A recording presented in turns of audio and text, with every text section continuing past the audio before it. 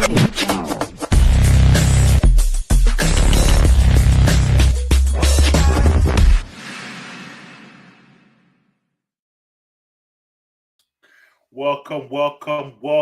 to the latest edition of Beyond the Trenches. We are here for week 6 to talk about this week in football, to give our thoughts and opinions about this crazy week in football, and also to give our predictions for week 7, the upcoming week. Couldn't do this, of course, without the best sports crew on YouTube. Starting first, but not last, the right-hand man, my man Daryl. What's good, Daryl? What's good, Mike? You said it, a lot of stuff happened, a lot of shake up. Ready to talk about it. Oh, yeah. Definitely got to do it, man. Next up, my homie, the Mr. News, want to dime me out, Mr. Toby, just like that. About my bad sources over here. I'm chilling, man. Steelers won this week, good dub, so can't complain. Got a dub in fantasy too, so good week overall. You were sweating, though. You were sweating. I was sweating. I was, man. Last night. The leader of the pack in the fantasy league, man. My man with all the facts and figures, studying every night. My man, Jeff, what's good, Jeff? What's shaking? Toby had you do a rain dance for him to make sure he won last night. All right, pull it out. Oh, man. I need Caleb. Doing rain dances for him. Oh, man. All right, man. And last but not least, this man coming off a bad weekend in sports. We're going to talk about it, though. My man, Jordan, what's good, Jordan? What's going on? You feel me? Bad week. Now y'all got an excuse to rain on my parade. Go ahead. It's only this fucking week. I ain't really tripping. Man, put a little violins at when I need it. All right. Say that again. I said, with a little violins at when I need it, man. Over here. All right, man. First and foremost, speaking of that, good segue, man. Let's take it all the way back. Thursday night football. So the Eagles kind of get dealt with very handily by the upstart Giants with the rookie class doing their thing and handling the beating up on the champs with a nice, easy victory. What are y'all thoughts on the game? Both teams moving forward. How y'all liking the rookies right now? And what y'all thoughts? Jordan, you want to start or you want to go last? But I'll give you the thought, man. Just take a deep breath so I don't get emotional. And just be objective. Okay? Yeah, go ahead, man. But, all right. So, I'm going to just say this. Y'all might think this is a surprise, and I think we were going to get blown out. Fuck no. Am I surprised that we lost? Not necessarily. Offensive line, still not good. Still banged up in key positions. Offensive coordinator, still sucks. Defense, banged up even worse. We got 2 best players that went out. 2 of the top 3 players went out. Jalen Carter didn't play. Quinion goes out for the game. Still really no excuse. I don't think they were caught off guard by what Jackson Dart can do, and they definitely were caught off guard by Scatterbill, Hammerhead. There's something wrong with that boy. Okay? They talking about CTE afraid of him because it's something wrong with him. All in all, like, we got to make some moves. We either got to go get another corner, we need another pass rusher, and we need another offensive lineman. Whichever one of those, how he wants to go and get, be my guest. But they have to make another move because what's on the roster, even just fully healthy, on the defensive side, from a corner perspective and a pass rush perspective, it's just not what I think most Eagles fans were expecting coming into this year. Jalen, that was Jalen's worst game in like a whole entire year. That had to be the worst game that Jalen Hurts has played in a whole year. He missed a wide open Devontae Smith for a touchdown. And on the interception that he threw when he was throwing to Dotson, he missed a wide open A.J. Brown coming across the field for a touchdown. Do I put all the blame on Jalen for that game? No, I do not. But more than half of the blame is going to go on Jalen Hurts for that game. That's probably the only game in the last 30 games that I would say is Jalen Hurts, most to blame, in my opinion. From a year to 30 games now? Anyway, go ahead. No bullshit. No bullshit. There's no bullshit. That was his worst game in a really long time. All right, go ahead. But I mean, it's just the same shit. So until they correct it, it's still going to be the same shit. I'm still not that mad because we're still going to get to the playoffs. So it's really not that big of a deal. Well, it is a big deal. So we're going to get to the playoffs, but they got to change OCs. They either got to change play calling. They got to change the schematics because none of that shit is working like at all. All right, Jeff, bring some levity, man. What's your thoughts on the game of both teams, man? Well, for one, it was a division game. I thought it would be kind of tough, but I thought the chance would pull it out. And I think the two ways that they lost the game is turnovers and third downs on defense. The Giants was 11 for 16 on third downs. That means the Eagles couldn't get off the field at all on defense. They gave up, first down after first down. 11 for 16 is crazy. The Eagles on turn were 1 and 9 on third down, but they were 2 for 2 on fourth. The interception was the key. They was marching down the field. I think they were down on a 9-yard line, and he threw the interception. They returned it going the other way. And it was like at that point, it was a swing because it was 17-20. The Giants go down, they score, and then that really put the game away. Now the Eagles had another chance coming up later before the fumble happened from A.J. Dillon. But those are the things that championship contending teams have to compose. You got to be able to keep your composure as far as maintaining the ball, having good ball composure. Other than that, they couldn't stop Dart from running. I mean, that was another thing. He ran 13 times for 55 yards. When you put him and Scatterbo's 13 carries for 98 yards together, the Giants basically ran up and down on the Eagles, which is something they normally don't give up like that.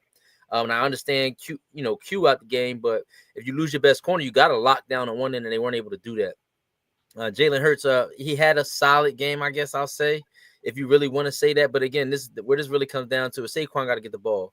To start the game, I think Saquon had like 40 yards on like the first 2 carries of the game.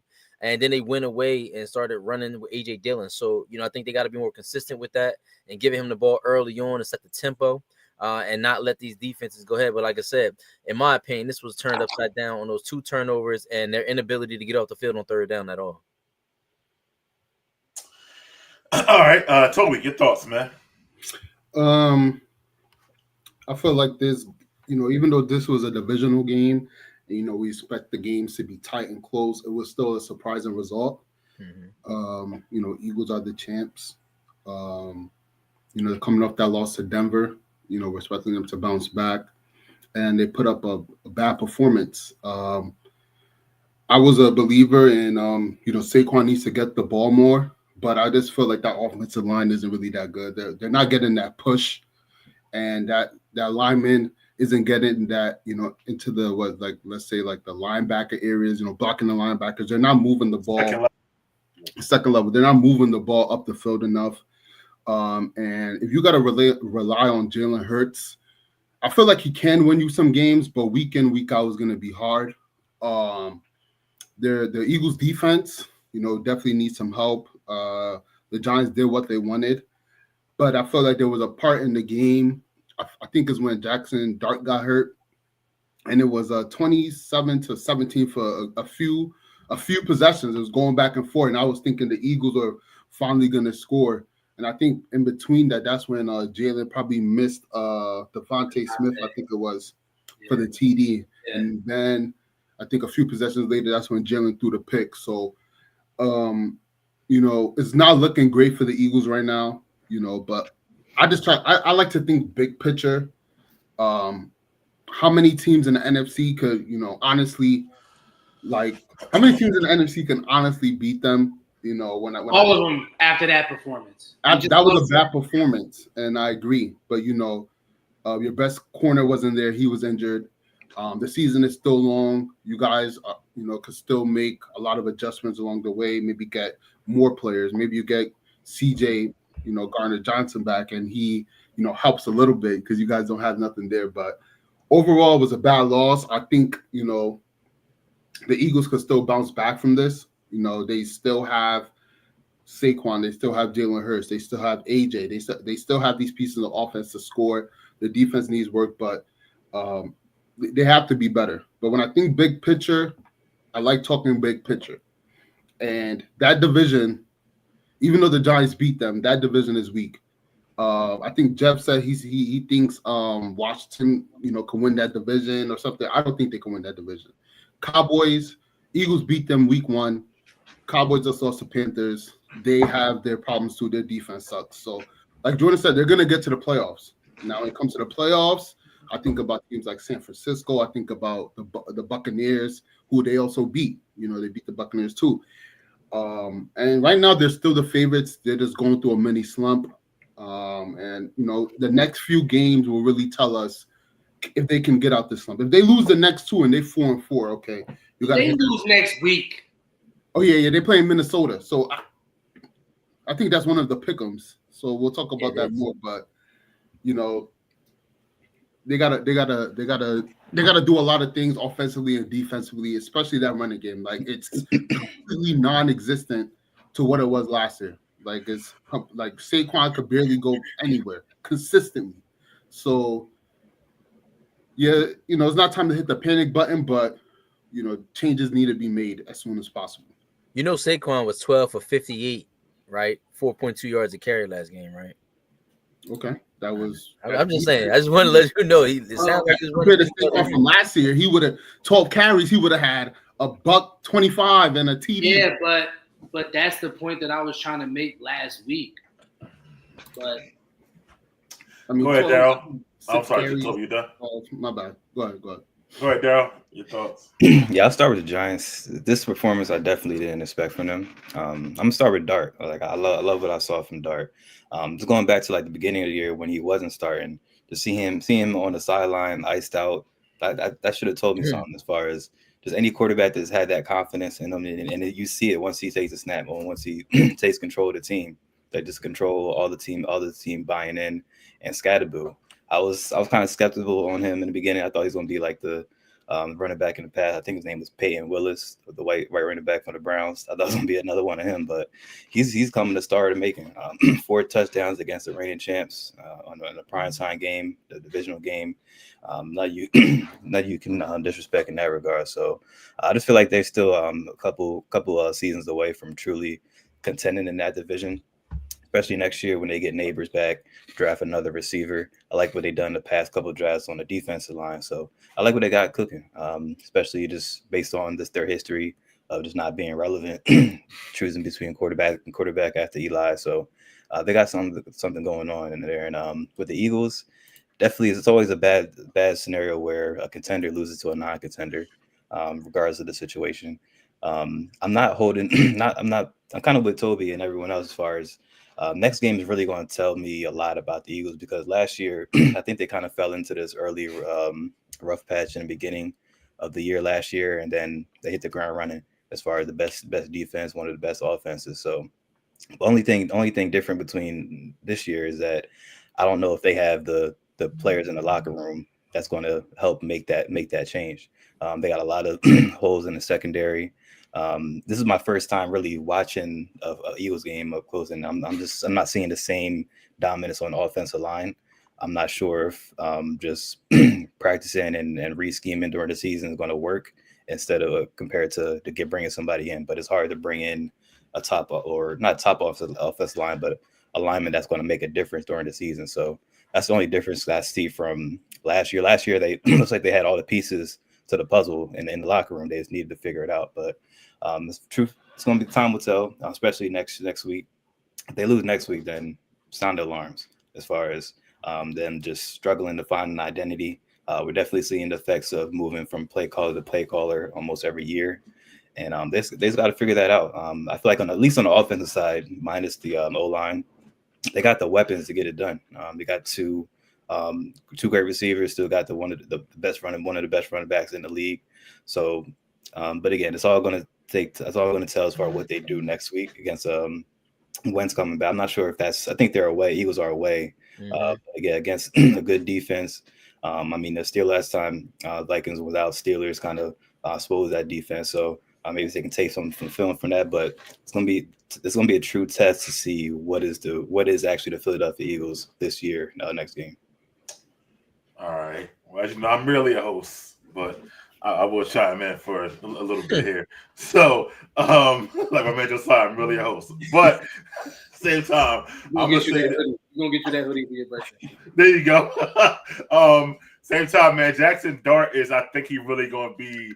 I think he'll be a good quarterback. You know, I think he's poised I think he's smart. I think he's just getting started. I think he's gonna be good. Scatterboo, they need to use him up because the way he runs, the way he plays, he gonna wind up getting hurt sooner or later. But I will use as much as I can for these next 2-3 years and just let him do what he do, man. He runs over people. He wants the contact. What happened? He a walking CTE. Oh yeah, waiting to happen, bro. He don't have Waiting to happen. Yeah, I know it's gonna happen, but I would use him up because he don't know how to play no other way. So I would just say, all right, do what you do. But between him, and then like I said last week with Dart, and then they got Neighbors coming back next year, and Carter on defense, they're building something. They ball trying to keep his job. That's why he tried to run out Dart or whatever from the tent and whatnot. But that was hilarious. I've never seen those. Yeah, I feel bad for Russ. He came in one pass, got booed off the field. Yeah, man, Russ needs to go home and make TikToks with Sierra and stop playing, bro. Russ is dumb, bro. I'm sorry, bro. Russ need to go try to nurture baby future or something like that. It's over for him. But anyway, with the Eagles, man, like I said last week, Patullo is the issue. I don't think everybody's not meant to be a play caller. This was a shot, his first shot time being an OC. I think he can't do a complete game. He be having good first halves. This like the third time and a fourth time maybe, and not great second halves. He don't know how to find his balance in the end. Last week he got tricked out of fucking play calling by throwing making AJ Brown. Then this week, but it's Thursday, I should say. The second half, it looked different. Jordan was right. The offensive line is not as good as last year. Saquon is not getting the push that they did last year, so they can get that second level, like Toby said. Saquon is a home run hitter, but he's not really a make you miss in the backfield type of player and whatnot. So he needs that little push. And he's not patient, like let's say Le'Veon Bell was. But he's gonna wait for the block to set up. Saquon gonna go forward, so he needs the great offensive line. And then Jalen definitely missed some throws. I don't know if it's his worst game when he has 0 fucking yard halves and shit like that in other yard games. But you're being your opinion. I get you. No. I mean, he missed some passes. That pick was bad because he had AJ for a touchdown and he looked right onto the thing, and that was a bad pick. But it's just a bad juju going on in the whole thing. Now, Jalen Carter was out, which is always big for them. Scatterboo might not have had a big game with that situation, obviously.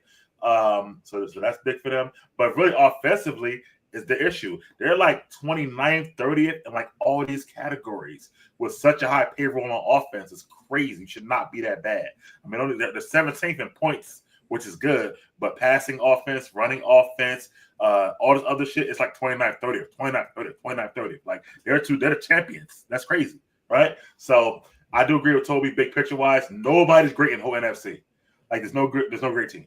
So they can of course get better and still they'll be in the playoffs return. Detroit, we thought, but the Detroit got smoked last night, and Detroit done beat some cupcakes. And then when they played Green Bay and KC, they lost.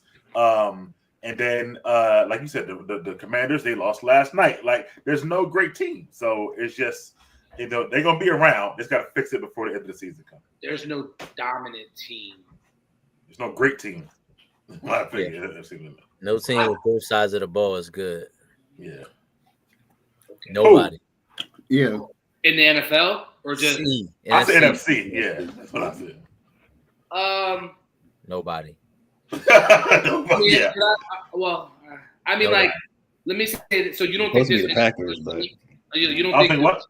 You don't think Tampa's still a great team, even though they're not good on both sides? They give up too many points. It come down to too many last minute drives. Like great teams allow the defense steps up. Tampa's if all those last minute drives tell you something like that means they giving it up. Like they need Baker Magic every game.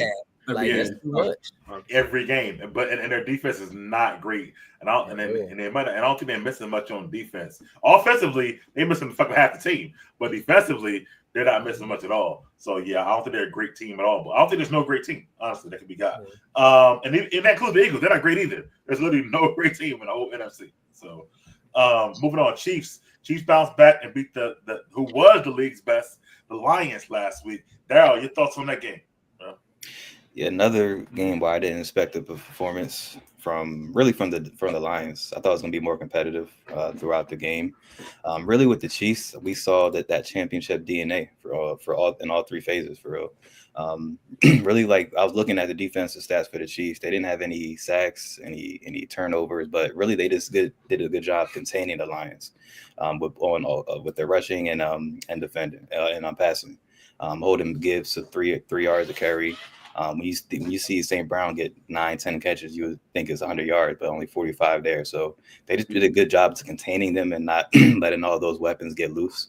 Obviously, you had J-Mo Laporta get find end zone a couple of times, but that was it. And that really didn't really get them in reach to really take control of the game at any point. And really with the Lions offense, I feel like they ran into a great defense. No turnovers, pretty good game from Goff. But again, they wasn't able to get what they need to get done. They tried. I mean, early in the game, they tried that cute play to get the pass to Goff. But even that was shut down as far as what they normally do. And I give all credits Spags and that defense locking in and stepping up. And this is a bad sign for the top teams in the AFC because going into the year, they always think about, this is Lamar year, this is Allen's year, but slowly but surely that black cat he shows himself up again. So Mahomes, he's been holding down the fort with guys out and guys suspended, and now he's about to get all his ammo back, and they about to just hit the ground running, and I think they just want to take over the AFC from here. The only thing is their rushing. I think again, I think this was one of the best games from Pacheco this year. He had double-digit attempts as far as rushing, and still only 50 yards. But still, that's their area of weakness for me as far as their rushing attack. But other than that, Mahomes, once he gets Rice back, got Worthy filling in. Even St. Brown, he's still stepping up. The bull Tucker. I'm not Trey Tucker. Thornton. He stepped up when he was out, so he has confidence in him. Kelsey is getting better every week, so I think this is a turning point for the Chiefs, especially next week when they get Rice back. They're gonna hit the ground running and really take over and possibly get that number 1 seed. Wow, Toby, your thoughts on Lions and Chiefs game, bro? Yeah, again, like Daryl said, another game where the result surprised me. The game overall surprised me. The Lions were heading in this way. Chiefs weren't heading this way, but they were staying afloat. And the Chiefs handled them. They handled them pretty easily, in my opinion. I'm just thinking about the Chiefs, man. I thought this year, they was gonna, they started off the season kind of slow. It's still very early in the season, but they started off the season kind of slow. Lost to the Chargers. They rarely lose to the Chargers, especially the first time they play them. But I think that was a neutral site. But they're stepping it up. They're getting Rice back. Their defense is good. Their defense locked up one of the best offenses in the league. Goff, had a okay game. When is Goff gonna have that game where he single-handedly beats a team? To me, he's not that type of guy. I mean, I'm not a big golf guy, but he's not the type of guy that's going to single-handedly beat a team. And, that's going to be the Lions' weakness. That's, to me, has always been their weakness is the quarterback position. And, when it came down to it, when everything wasn't clicking, the running game was okay, but it wasn't great. Golf couldn't get it done.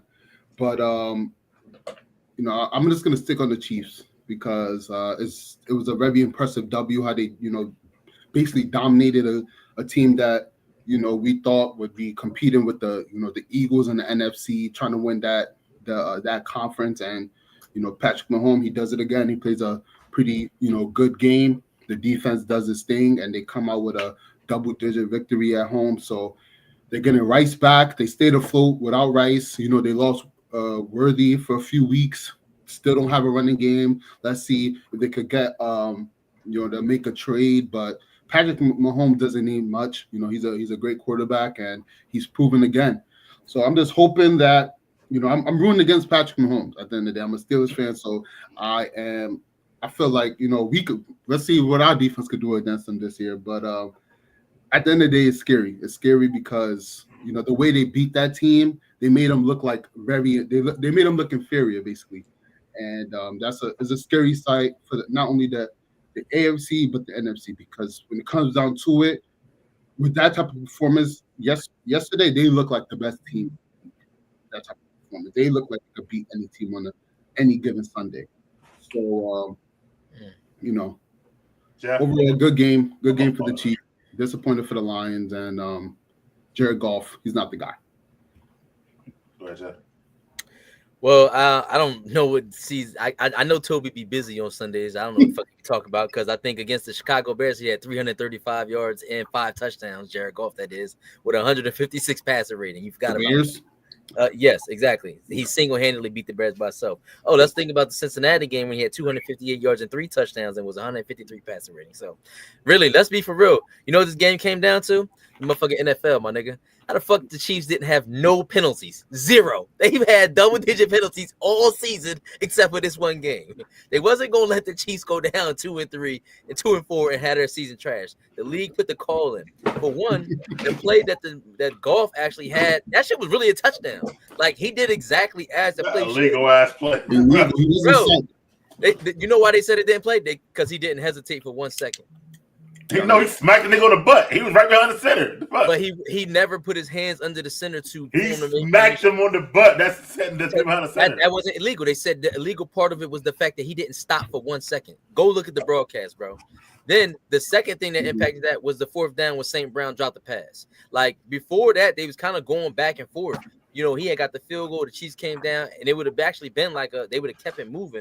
But St. Brown not getting the 4th down catch, that actually gave the Chiefs back the ball in a short field, and they end up turning around. They scored. Then the Lions punted again. Then the end of half came. Then the Chiefs got the ball after half and went down and scored. So that's the difference right there, a 10-point swing, which, you know, like I said, if you add that field goal, that touchdown that Goff really got, and that 4th down they missed, this game would have been really in the Lions' hands. I mean, Pat did what Pat do. I mean, he did his 22 for 30, which is excellent.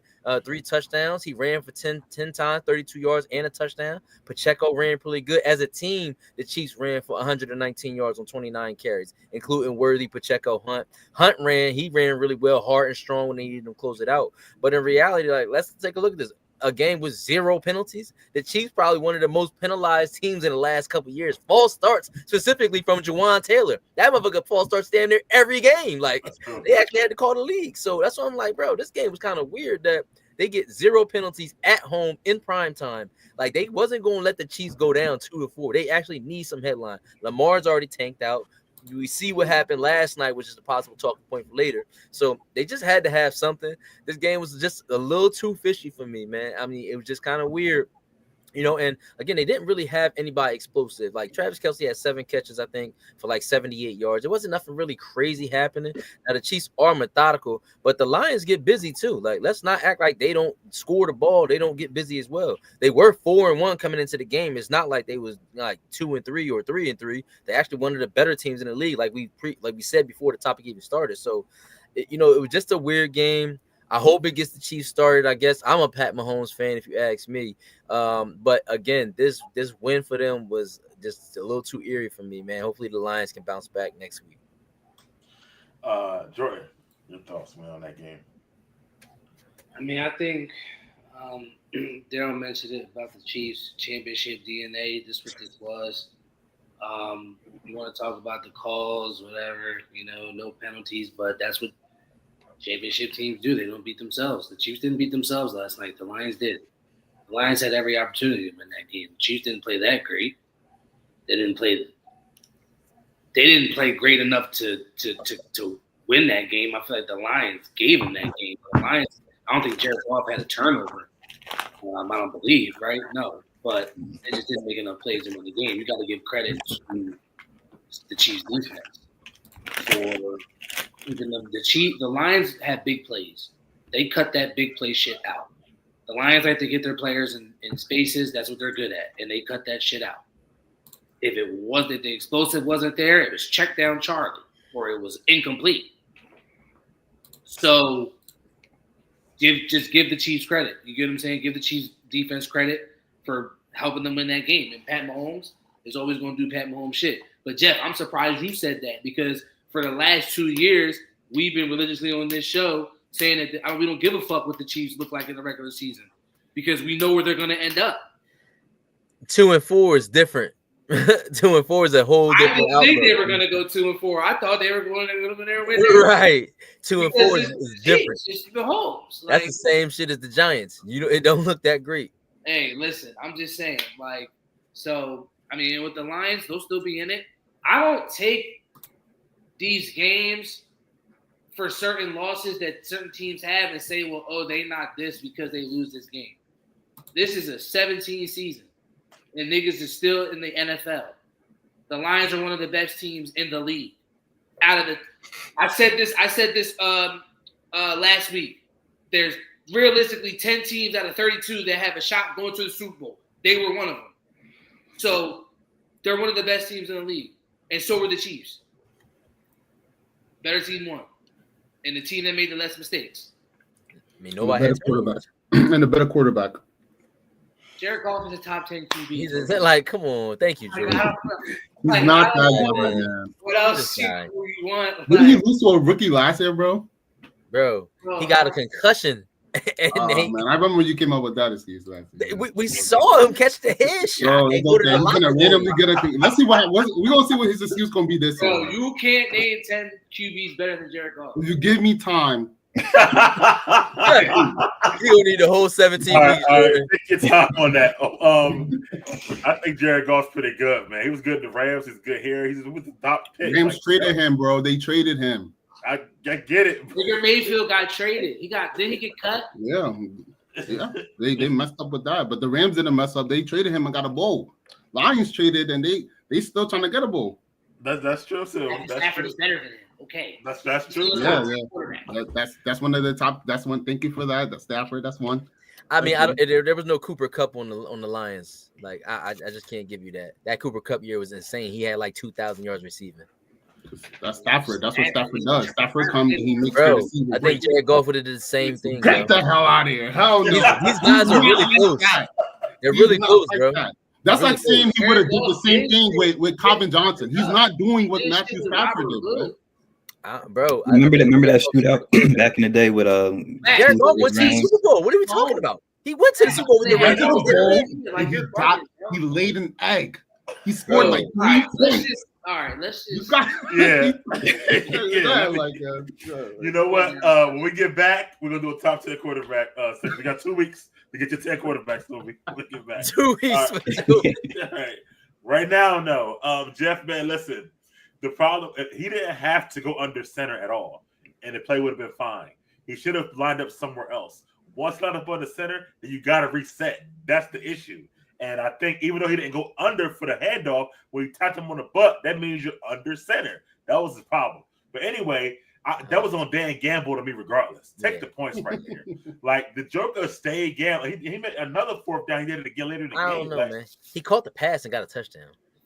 But what happened? I'm saying, that was a technicality. Yeah, you see Jordan response like, "What the fuck?" You know what I mean? Like the thing. I was like, it was risky, but it worked. Anyway, and then I think Tony Dungy said, "Yo, he saw him practice that shit all week. He was like, yo, that shit's illegal," and he knew it from practice. It was illegal. He didn't say nothing. It's like that. So anyway, but anyway, Chiefs. Yeah, the offense is definitely back. I'm worried about the defense than the offense. Even though the defense has some good moments, though. Chris Jones has no sacks. They're not getting the same type of pass rush they used to me. That's what I'm really worried about with them. McDuffie's McDuffie, but the other parts of the secondary are only in. They are. I always question them, though.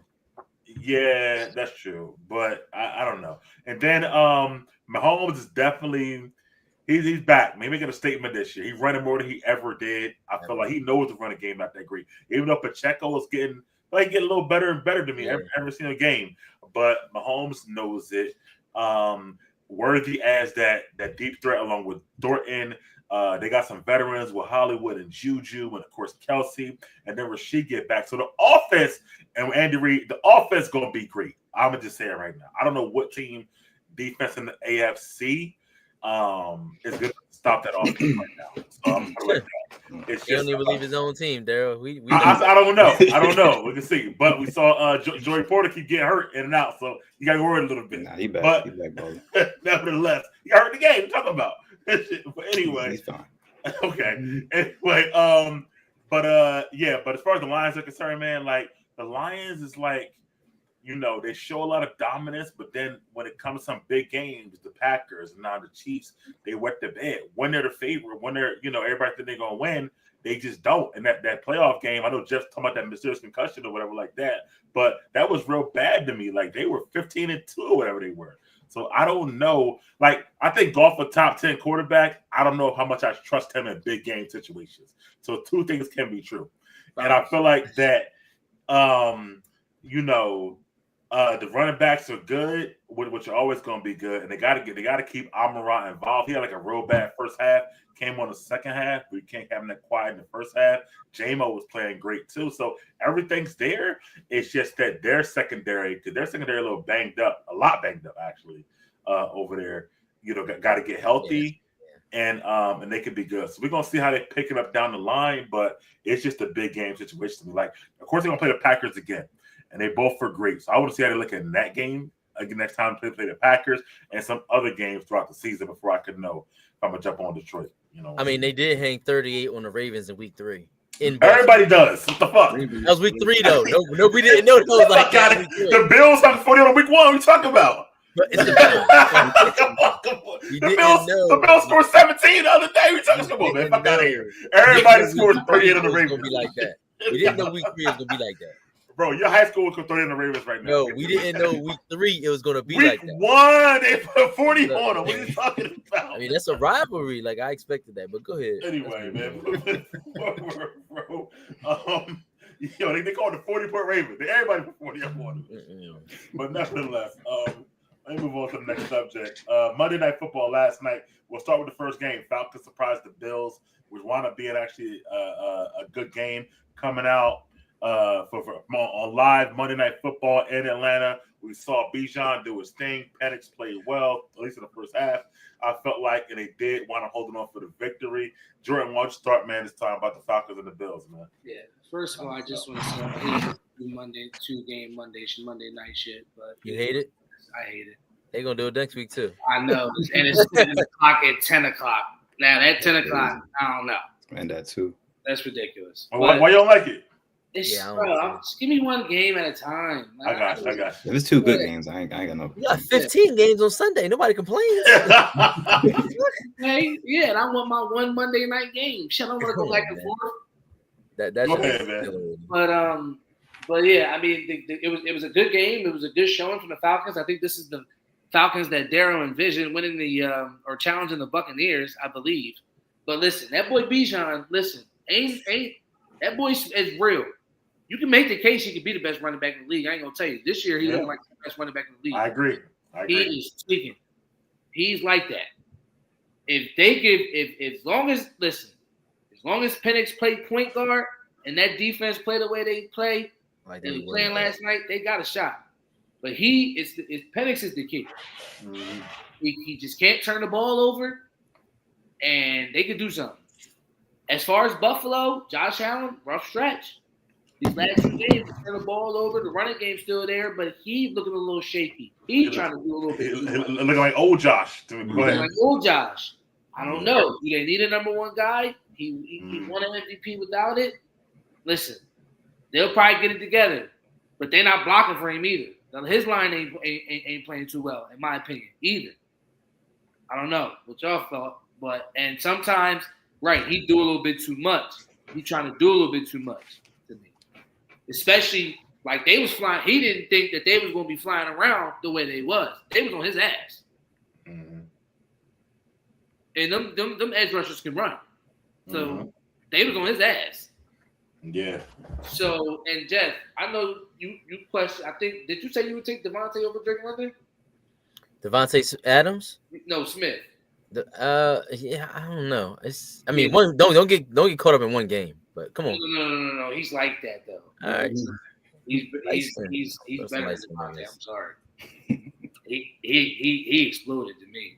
He was shit. If they could get him the ball like that every game, and Bijan, they're gonna be real deal. Toby, your thoughts on the game last night? Let's keep going. I'll be quick on this. Josh Allen, last few weeks he hasn't looked great. Turning the ball over a lot. Did the same thing yesterday, trying to do too much. I think, like you said, he's acting like the old Josh Allen. The running game was there. They just don't have elite receivers at all. Like, I think how many catches? 3 catches is a few people was tied with 3 catches. Like, who is he really throwing to? I'm not sure. But at the end of the day, he has to simplify the game again and stop turning the ball over, because that's going to get you beat. If a team has 2 turnovers, and if Josh Allen team has 2 turnovers and the other team has 0, they're most likely going to win. Turnovers is one of the biggest stats in the NFL. If you turn the ball over, you're not going to win. The Falcons, first half, they look amazing. I thought it was looking like they was gonna blow them out the water. They still end up winning by 10, but that first half was really impressive. Penix playing safe football. Had a 250 yards. Bijan dominating the run game. That run that he had, that long run, that shit was crazy. He was out of there. The defender tried to tackle him, but I was like, wow, easily broken. And he scored a touchdown. So when it comes to the Falcons, after they got shut out by the Panthers, which it's crazy to think about, not even scoring, they've now beaten, I think, Washington, or did they? Was that before? I know they're in a 2-game winning streak. And this was an impressive win. They got the 49ers next. We'll see how Penix does against them. Bills, on the other hand. Here's my time to go big picture again. That secondary is terrible. This is 2 weeks in a row that a receiver went for 10+ catches, 100+ yards, just ripping them to shreds. And, this is a recipe for disaster, especially with the turnover. So when I'm thinking big picture again, this is another team that's looking like they're not going to be able to get in Patrick Mahomes' way. So, it's still early. We're 6 games in, but maybe they need a trade for a receiver. I know my Steelers want to get a receiver. They might need a number 1 receiver, because they don't have that right now. They might need somebody else in that secondary. 2 losses in a row. We'll see what they could do. The Falcons, big picture, they're looking good. I want to see them against the 49ers next week. See if they could beat a disciplined team, a team that's well coached. But overall, that was a good W for them. It was an upset nobody seen coming. And Josh Allen has to be better. He can't go back to being reckless, Josh Allen, because he doesn't have the defense. He doesn't have the secondary. He doesn't have the receivers. He has to be safe with the ball and play safe football. And maybe they'll be able to do something special. But until then, they'll be sitting behind the Chiefs and possibly the Steelers. Daryl? Yeah, this is another outcome I didn't expect. I'm gonna start with the Falcons. It was just the energy in the stadium was kind of telling as far as how the game was going to go. I think this was the first Atlanta Monday night home game since like 2016 or something like that. So 17. the building was rocking, and they showed up. They showed out for the crowd. Starting with the offense, like what I saw from their big 3: Penix, Robinson, and London. The only the area that I see that could be an issue with them is which I think it kind of hurts Penix at times. They don't have another consistent receiving option. Like if you look at this game, Drake London, he had 10 catches. Most of that was in the first half. Bijan had 6, and then nothing from Pitts only had 3, and then nothing else really after that. So they need either a guy to step up, or they just need another. I feel like there'll be another consistent receiving option Is he still there? I think Mooney.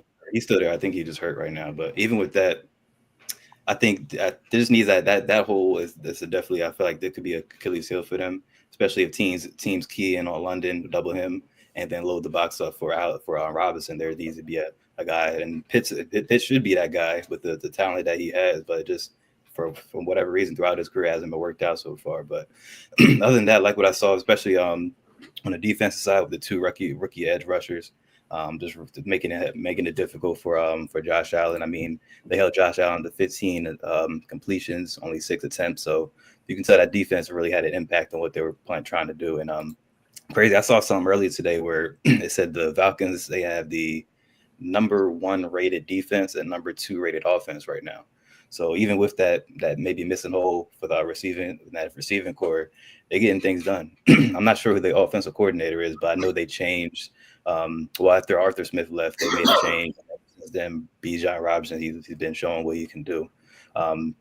Right now, again, I think Jonathan Taylor is just having just as good enough season right now. I think they're gonna be battling out all year for that Offensive Player of the Year award.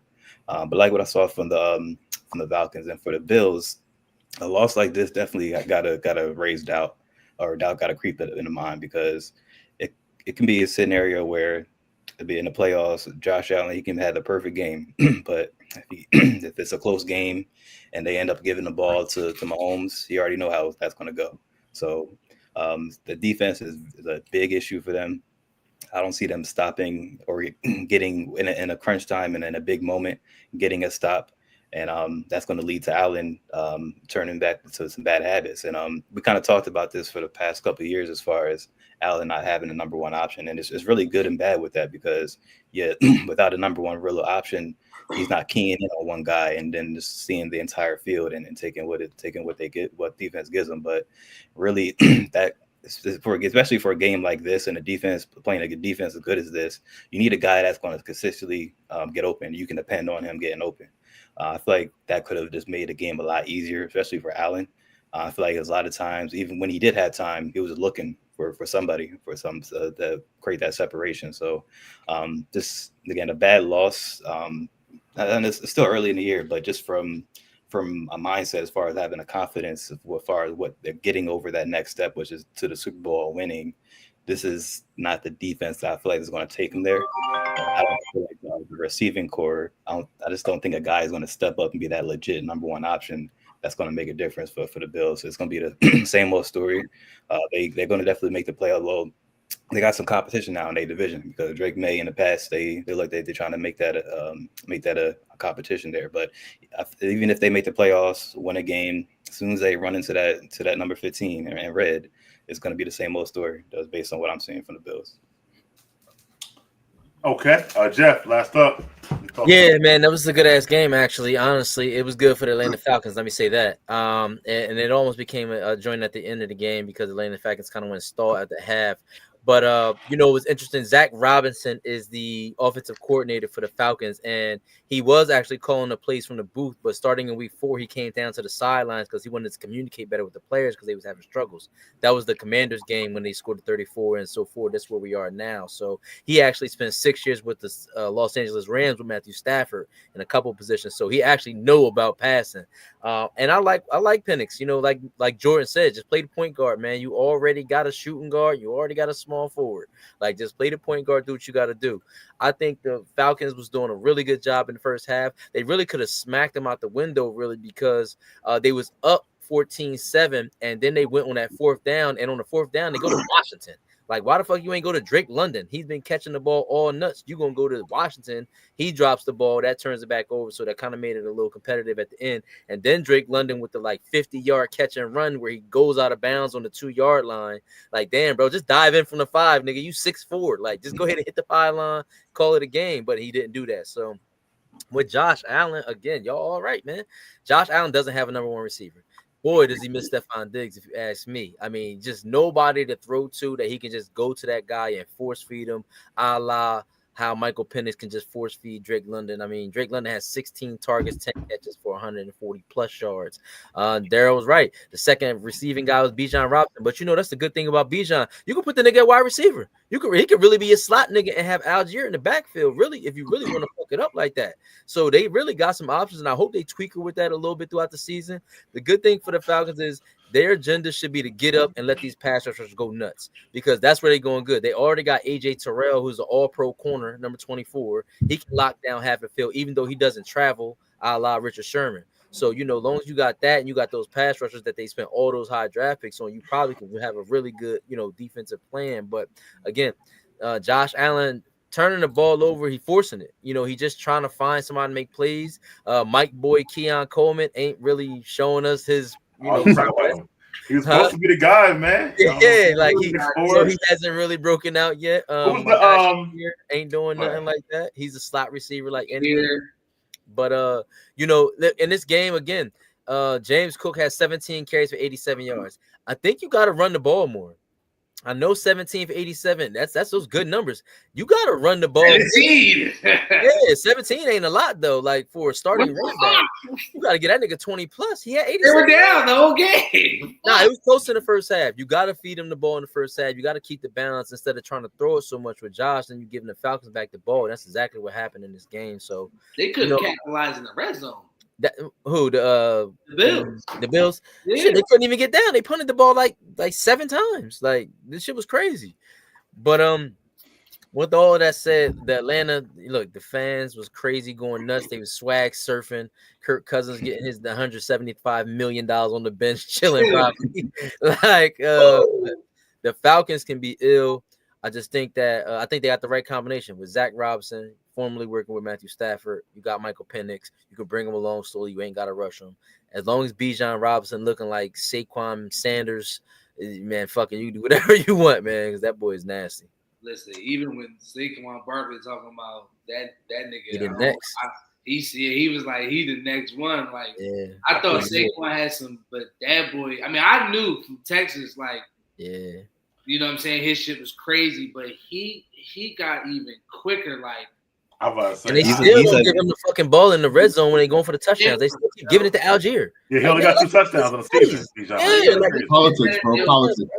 I ain't even going cap. Niggas might, I don't know. His shit might be better than Shady. Shady is crazy with this. I think Shady had a different style of cut. Yeah, Shady had definitely had a different style for sure. He had that different. This dude just subtle, like damn. It's like he's a bigger, stronger Le'Veon Bell, in my opinion. No, I don't know about that. Faster too. Holy thing, bro. But Le'Veon has speed and he could like run through the tackles. Combination of like Saquon and Shady is different. Like anytime you get a one name and stronger, so bigger and stronger. You feel me? Yeah. They all can cut. I mean, none of them like Barry cutting. None of them, but they all can cut pretty good. But I think. Yeah, nobody like Barry, bro. But I think that I think Bijan got better vision than Saquon, bro. Like I do, honestly. But with the Falcons, man, I mean the coaching, he almost blew it because some of those calls just took the points I thought like that. I don't know how much I like coaching. I mean, he's okay with Penix though. That second half, he could have threw like 2 picks a little bit. Yeah, he should have forcing it to London. Yeah, so I worry about him going off script or when game's a little tighter. Like when he holding the lead, he looked pretty good. So I worry about him down the line when the games get high pressure. But he is in second year, and he only played 2 games last year, so got to give him a little grace. But London is good. Bijan is great, excellent, and that defense, especially that front 4, is getting that. Like you said, that Josh couldn't get away, and they tackle really, really good, which is also going to be good. So they're going to be formidable. Honestly, if the Bucs don't ever get healthy, the Falcons may start catching up on their ass a little bit. So I don't know, but that's for down the line. But with the Bills though, yeah, like they definitely like Keon was supposed to be the guy, man, but he ain't stepping up. So I watched what's the nigga name? Deion Dawkins said, "Yo, y'all should have seen Keon all preseason or training camp. He gonna be that guy, Deion Dawkins. He ain't changed. That isn't Deion Dawkins no more. So I'm not on that. And he's all-pro. So I'm done with Deion Dawkins. But yeah, I mean, he's the biggest guy, so he's like 6'4". He should be the guy, but he's not. So I don't know what they're gonna do. Last year they made it work without a number 1, and Josh won the MVP. Maybe probably shouldn't or whatever, but they do have to lean on James Cook a little bit more. They try to say that without having a guy to go to, Josh spread the ball more, but you still gotta have a guy to get open. Like you see when the Rams are down, it's all Puka. You still see when last night St. Brown got the ball like 6 straight times in the Chiefs game at one point. Like you gotta have a guy who constantly get open, and they don't have that right now. Josh got to be Superman again, and that's causing him to throw picks now and back-to-back. I think 3 games straight. He had to throw a pick now, Josh. Again, looking like the old Josh Allen. And that's not good. McDermott, again, man, I don't know how many years. So you need to get flamed. I'm just saying, bro. Him and Harbaugh, I'm trying to bro. lean on that too. If they don't get over the hump this year, then they gotta do something. Yeah, that's what I'm saying. Yo, I don't know how many years, bro. Just saying. Because you don't know how long it's gonna last. Like James Cook, your running back, like that. Saying this shit for like 3 years now. That's what I'm saying. So I'm just saying, I don't know how many years. I mean, Harbaugh just got a chip to back him up. McDermott ain't got shit. So, no. But Toby's right. Big picture, man. The Bills came out looking good, but now, and I think they lost Palmer, the other receiver they had last night, and Palmer. So it's not. I don't know, man. It's crazy because like the Chiefs are going up and everybody else is going down a little bit. So it's kind of crazy, yo. It's scary. It's scary hours. And I'm talking about like the Bills and the Ravens. Like the top 3 favorites: Bills, Ravens, and Chiefs. The Bills and Ravens going this way, and the Chiefs are going this way. So it's like that little trio competitiveness that Allen, Lamar, Pat shit is like he just continues to separate himself. It's like Pat been like, I'm gonna just chill and wait y'all out. I'm gonna just let y'all get all that bullshit out the way. I'm gonna get these trophies. They feeling good. I mean, he got this year. You feel me? He got the MVP and Super Bowl MVP and 3 rings. With the fact that the receivers he's had the last couple of years, that nigga could be MVP every fucking year. Yo, it's crazy, but yeah, I don't know about the Bills. Like I think Darryl said it. Yo, Drake May, and they looking pretty good too with the Patriots. And right now, the past the division right now. They already got one game up on the and by beating the Bills. Yeah. And that team with Mike Vrabel is coming around. So I don't know, man. And honestly, Vrabel better coach to McDermott to me too. So it's not looking good. That part is the 2 worst teams in the NFL are in the division, and they can't trade for either of their receivers. Because they're in the division. The bad part for the Bills is the Pats been down for so like many years now since Brady left, and y'all let them come back up, and y'all still ain't won shit. They didn't take That's advantage. a problem, right? Especially when y'all had y'all franchise guy, and they were trying this to ain't gonna be no Brady shit though. Nah, I don't say it was Brady shit, but it's gonna be competitive now. Bills still got a shot, okay? I didn't say that, but the AFC East not a cakewalk no more. Maybe not. Listen, the Patriots ain't doing. Listen, they're a good team. They look real good.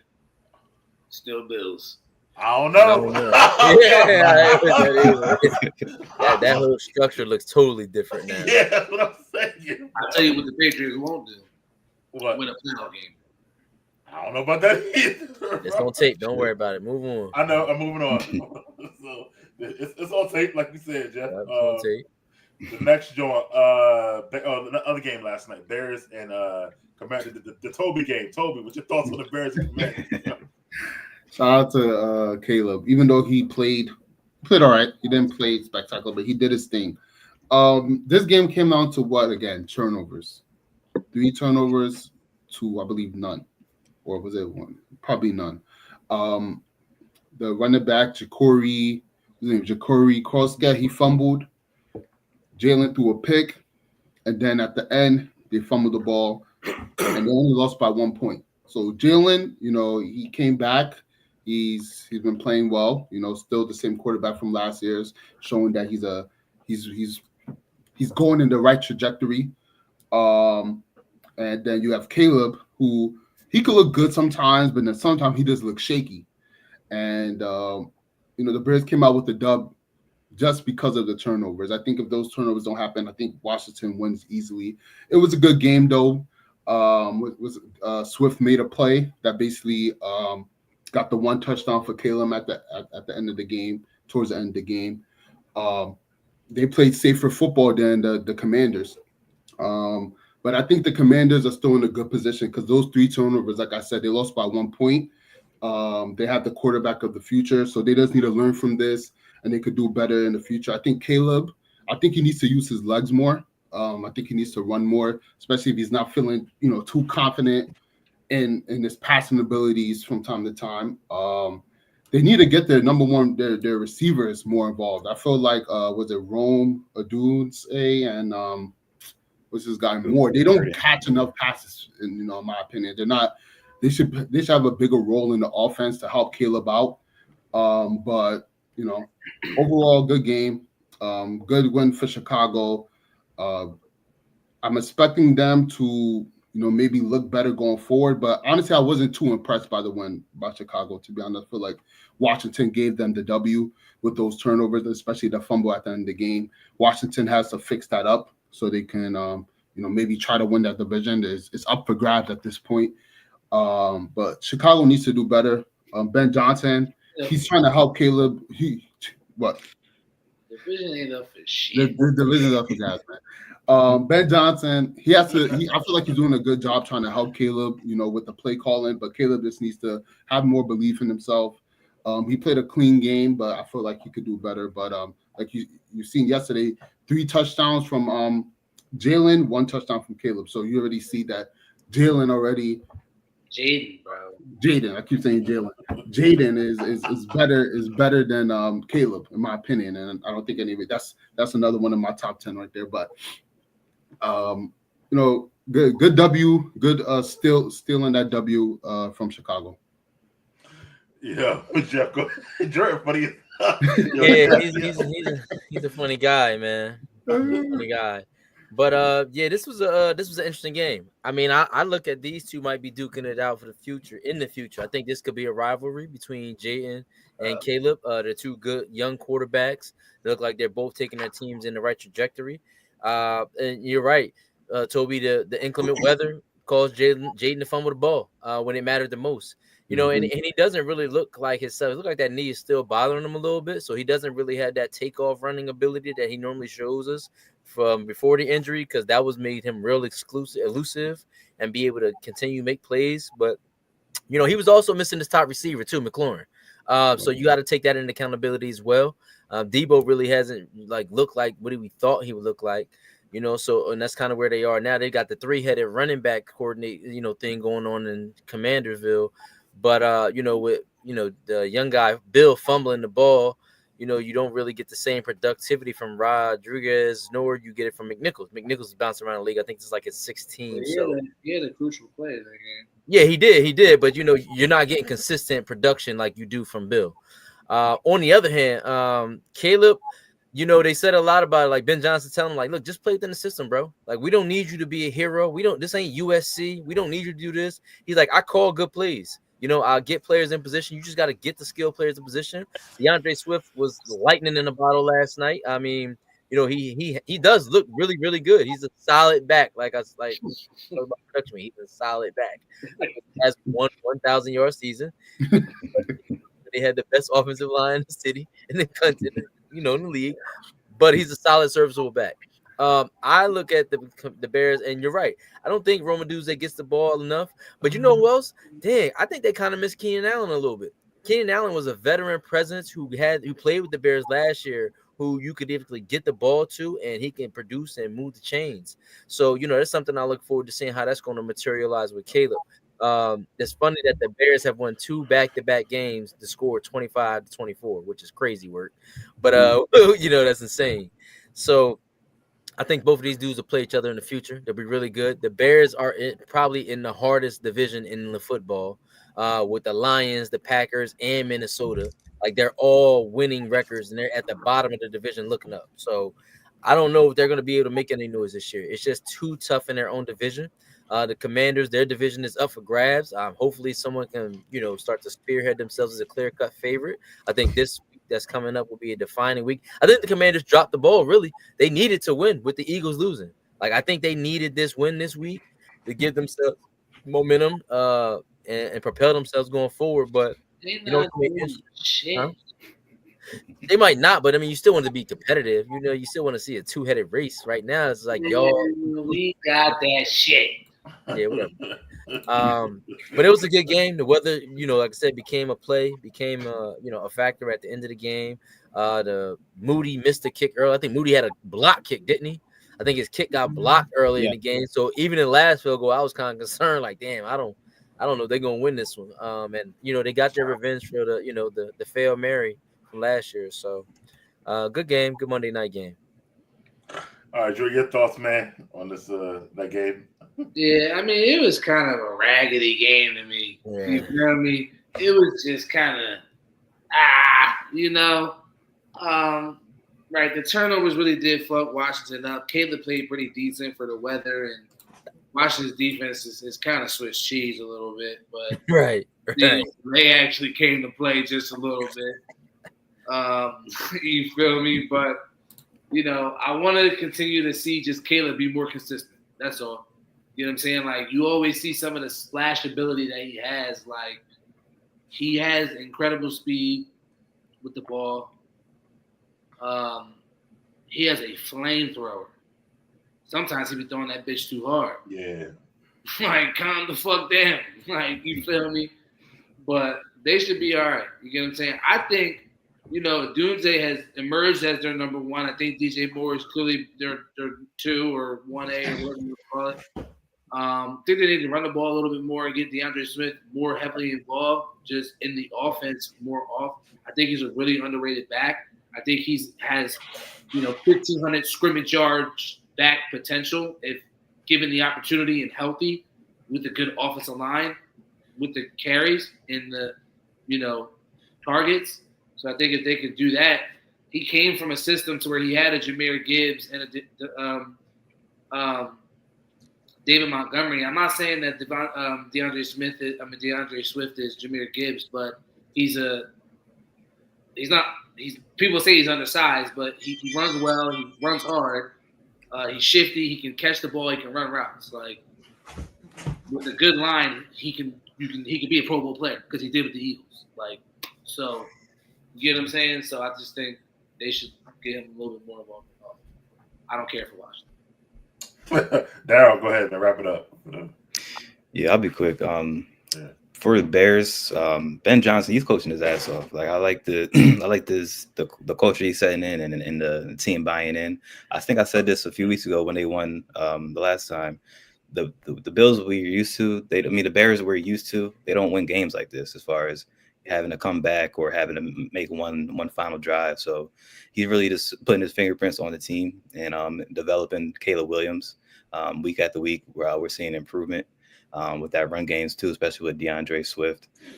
Just looking at their roster and is where they're at right now, since they're still in the process of rebuilding. If I'm the Bears, I'm calling up these teams and looking for a wide receiver, and I'm seeing what they're going to offer for DJ Moore because they're not using him, and they got 2 other young receivers behind him that can still develop with Caleb. So you can probably get a 2nd-round pick maybe, or a young player you can fill in. So that's an opportunity I'm looking at because this makes no sense for the guy that talented to not be used in this type of offense.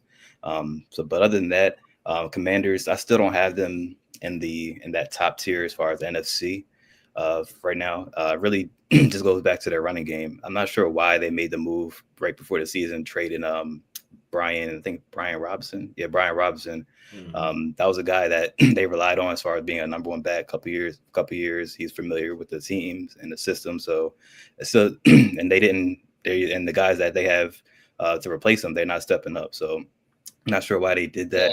Yeah, Eckler, he got hurt. Oh yeah, Eckler again hurt. It definitely hurt them. But all in all, I like what I see from Jaden Daniels. But again, without that number 1 guy, kind of limits him.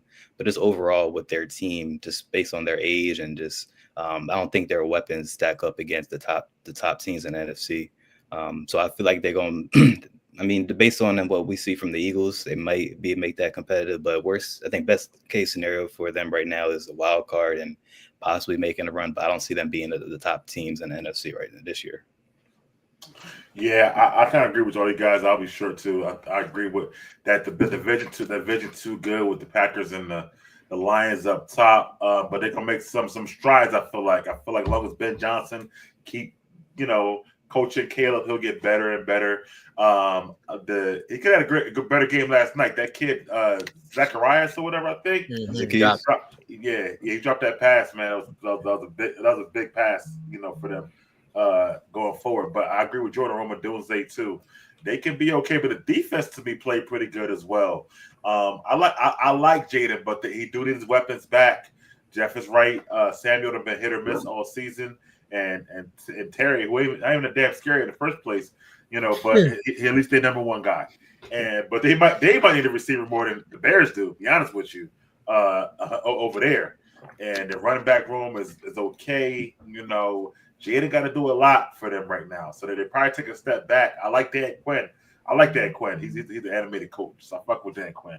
But I don't think the roster. They got old niggas on defense a lot, so the defense be hit or miss, and the offense is like lacking weapons. So they're probably with last year they was in the NFC Championship game. They might not make the playoffs this year, so it's kind of going to be, a step back. I mean, they beat the Raiders without Jaden. But I told y'all this shit early in the season that he wasn't going to be as good as he was last year. Motherfuckers was talking about he was. Nah, it ain't about him, man. It's about the weapons around him and stuff like that. He's nice. Saying how Jaden be all crazy good, and I'm like, bro, nah, he's nice, bro. He's good, bro. What do you? Good, man, but okay. I like production. Right. I mean, that's all what I'm saying. Man. Speaking of production, MVP candidate Shake and Bake and the Bucks took out the Niners. Another victory, lacking a lot of the weapons around him. Jordan, why don't you start? Bucks over Niners. What's your thoughts, man? No, yeah, this is a good game.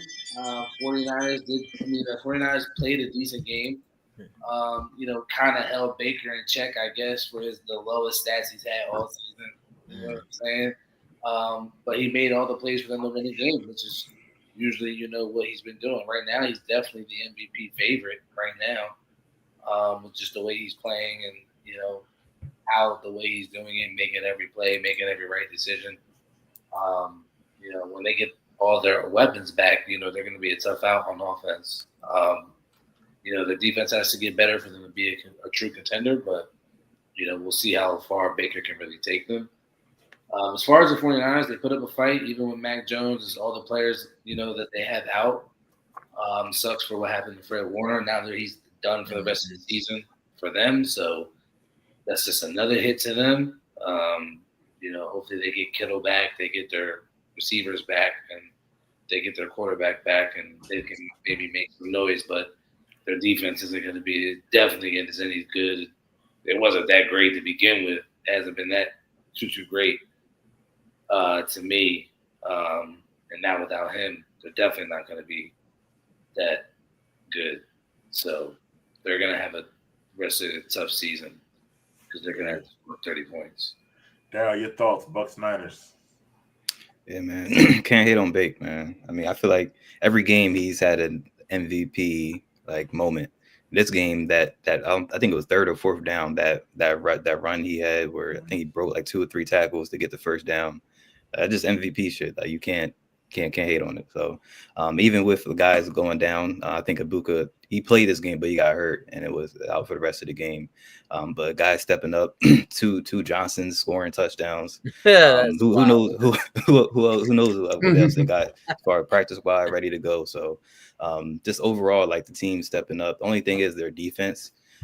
They held. I mean, Niners were kind of limited as far as their roster, but they had Bucks defense had a good game this year, but going forward, I don't think they're going to be able to rely on getting enough stops to make games easier. I think it's going to still be more pressure on Baker and that offense to get what they need to get done, but they got the weapons to do so. Again, Rachaad White stepped in. He's had history of being their number one back, so he can fill that void until Bucky gets back, and then once those 4 receivers get back, that's all the Baker has all his ammo to be anybody in NFC, in my opinion. And then the Niners, it's gonna be interesting to see because I feel like the Rams and Seahawks are going to start to separate themselves in that division based on the injuries that the Niners have right now. They'll get Kittle and Ayuk back, but I'm not sure if that's going to be enough, especially because their defense isn't what we're used to. They lost a lot before the season as far as the free agency to guys moving on, but now they got some injuries piling up on top of that. So it's gonna be interesting to see how that plays out. But Baker MVP leading top of the Bucks right now. I got the Bucks top of the NFC, and it's gonna be interesting to see if they can just keep things together, get healthy, and just get ready for the playoffs. Toby, your thoughts, man? Keep it quick and simple. Turnovers again. Mac Jones, 2 picks, 2-0. Bucks win by 11. That's the game right there. Mac Jones, he threw for a lot of yards, but this is probably one of his, worst games of the season. The 49ers have a lot of injuries, so the fact that they're still 4-2 is very impressive. Great coaching great organization. They just, ran into, Bake. Baker's having a great season, MVP so far. Losing all his wide receiver weapons, still throwing 2 touchdowns, still running, still doing everything it takes for his team to win. So just very, impressed by Baker. If he could win MVP this year, it would be like one of the greatest stories ever. Just his whole journey from, trying out in college and then playing on the Cleveland Browns, getting traded, being on the Panthers, getting traded, and now he's about to be possibly an MVP. He's an MVP candidate right now with the Buccaneers. So, the rest of the season is looking pretty bright for them because they're 5-1. The majority of the injuries, are maybe out the way because I know Godwin got to come back, Evans got to come back, Ibuka just got hurt, so I know they probably play the Lions next. If they don't have any of the receivers, it's going to be tough for them to win, but they'll be 5-2. Or so when the Baker could win, then that'll be a great W for him. But overall, very impressed by Baker this season. The way he's carrying his team. Just good root for him. Is great to see. And the 49ers, they have their injury. They just lost Fred Warner. It looks like their season, even though they have great coaching and a great organization, they can still win. They can still be competitive. But it just looked like the injury demon is on their head this season, and is looking pretty bad. So. Shout out to Mac Jones, though. That's your guy, Mike. He threw them 2 picks, so that's basically what Baker Mayfield's the guy, though. I was winning either way. Jeff, what's up, man? Well, if we know anything about Mike, he gonna switch. I ain't switching. Oh, man. I've been with Baker for years. Don't even do that. Yeah, I know. Sure, He gonna switch. We don't know nothing else. He's gonna switch. It was a good game. Baker, actually, this was probably one of his better games. He was 73% passing, 17 for 23. 256 yards is his 3rd highest total of the season. I don't know where Jordan get his stats from. He's thrown 2 touchdowns multiple times this season. So this was a good game. Mac Jones, look, the 49ers have had the injury bug since they went to the chip. Ever since that chip, man, they just been every season somebody's going down, and that shit is bad. Might be Kyle Shanahan curse or something. I don't know what's going on. But Baker's, like I said, Baker's doing it with the nobodies. He's playing with the replacement players at wide receiver. Luckily, they had a backup in Rachaad White to be a ball carrier because other than that, I don't even know who their other backup is. And Bake's balling. Bake is baking.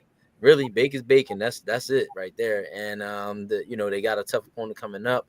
The 49ers, Mac Jones has already had the PCL injury along with the oblique injury, so I don't know if that's impacted any of his throwing morale. They still got McCaffrey. They're just down there, all of their weapons too. Luckily, he has a relationship with Kendrick Bourne from the New England days that kind of kept him in the game here. But, the Buccaneers just looked like they was going to have his number. They sacked him a couple times, and that's what it turned out to be. So, Brock Purdy doesn't look like he's coming back for the 49ers at any time soon, honestly. Purcell's he's got a PCL. I don't know. The PCL thing is going around the whole locker room. And then, we're kind of going to see where they're going. The Bucs, like I said, that Detroit Lions game is interesting because the Bucs don't have no receivers, and the Lions ain't got no fucking cornerbacks. So it's just going to be a nobody on nobody running routes. You can just go to the running backs all crazy. So I'm interested to see how that works out. To me, man, y'all said everything about Baker and stuff like that. He put it together. He on his 3rd OC in 3 years. Like every time the OC he do good, the OC get hired for Jorge Golden job. So you're probably gonna lose another one, but they still playing good. I think the coach is coaching his ass off. The head coach making the right calls, and they might got the best group of like receivers as like a whole in the whole league, bro. Because everybody they put in plays well. You know what I mean? Now they got a Johnson & Johnson connection. That's one of the thing. And they got fucking Bo Nix adopted brother catching touchdowns and shit. Like Jeff said, placement players and shit like that. So that's crazy. He got up to a white family and shit. But anyway, that's neither here nor there. That's wow. Yo, wild talk here. A real life story. But nevertheless, they're playing well. But I do think it's gonna Andrew Buck gonna hit him this week. But we'll get to that game. But far as the Niners are concerned, Andrew Buck's too much, man. Like you can't lose Bosa and Warner. A Warner on defense, bro. Like, come on, man. That's those two captains. Like, it's bad for them, man. And then the offense, it's put together. Like, it's just not there yet. The crazy part is you finally get a healthy McCaffrey, but everybody else hurt, including the quarterback. Taking turns. I wasn't even thinking about that either. Yeah, so it's like, God damn it, McCaffrey, like, yo, I should have came back this year. Shit, like y'all are, or whatever. So he's doing so much this year. So it's crazy. It could be a curse to Kyle, man. He done had bad opportunities, and now he can't keep a healthy team together, even though he's a really, really good coach. But it's only so much you can do. They'll probably wind up losing some more games, man. Purdy hurt, Mac barely getting hurt, and all the receivers hurt. So it's just bad. But we'll see how that holds up for them with the Bucks. It's just keep on chugging. If they beat the Lions this week, though, without those receivers, you might as well get a trophy now, bro. Yeah. So, but anyway, next subject. The Panthers, yo. Who we hate on the Panthers? I think Toby, but the Panthers beat the Cowboys this week. They're 3-3 right now. I know. But they 3-3. Beat the Cowboys. Rico Dowdle called the shot, and he stood up. And you know what I mean? And got what he said he's going to get. Darryl, why don't you start us off, man? Panthers Cowboys. Yeah, Panthers being 3-3. That's one of the most surprising things this year so far. I wish it was I wish I can see the betting odds as far as this first through 6 weeks what they would be. That's been a crazy return for that. But Canales, I think this is the head coach. I was shocked because the Tennessee coach and Canales, they looked the same to me. I thought they made an announcement that he got fired. But Bryce Young, I mean, I don't know with him, but the jury's still out on him to me. He's like in the middle of if he's going to be good or he's going to be bad. Like that's where I'm at with him right now. He does have a number one with T-Mac. Good to see him get in the end zone. I think he scored twice this week. And Dowdle, I knew he was going to have a big game just with his energy, telling the Cowboys to buckle up, get your chin strap before the game. I knew what time he was on. So, and it's good to see they gave him the 30 rushing attempts. So they knew the game plan going in, because especially with the Cowboy defense, like they're just to be had in any way, shape, or form. So this isn't the first like good performance from the Panthers too. I mean, because a couple weeks ago we saw them blow out the Falcons. So they might have something cooking there, but it all depends on the progression of Bryce Young. They got I like the receiving core that they have with even after T-Mac with what's his name? Leggett. He showed up. I don't think he didn't score this week, but he scored last week. Still got Hunter Renfrow, the bull from Colorado, Jimmy Horn. He makes plays here and there. So they got something to work with. But they still in that rebuild kind of what we're going to be phase right now. The Cowboys, same story with them. Their defense is going to be their Achilles heel. No matter what Dak does, Dak is still playing MVP level, but it's not really being shown because of the defense and not winning games.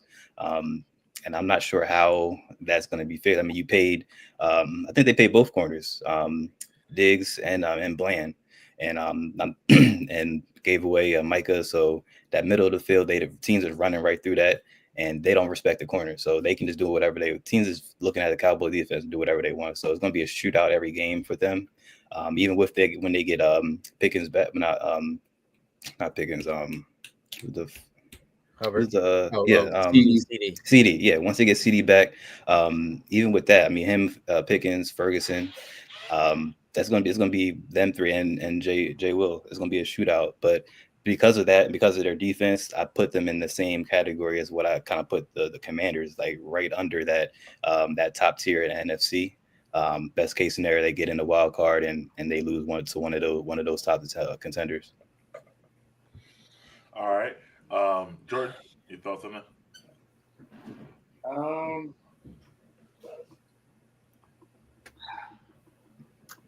It's sad because I had the fucking Cowboys to win by 3 on a live bet.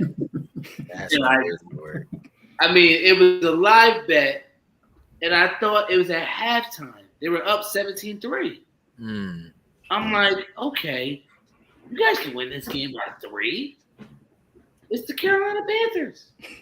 And lo and behold,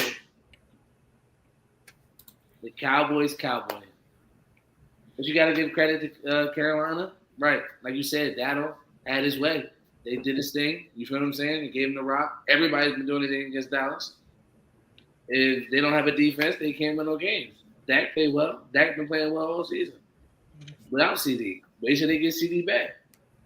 The run game wasn't really there for them. This game, but it's pretty much been there all year for them. So this is just regular Cowboy shit. It's just another Sunday in October.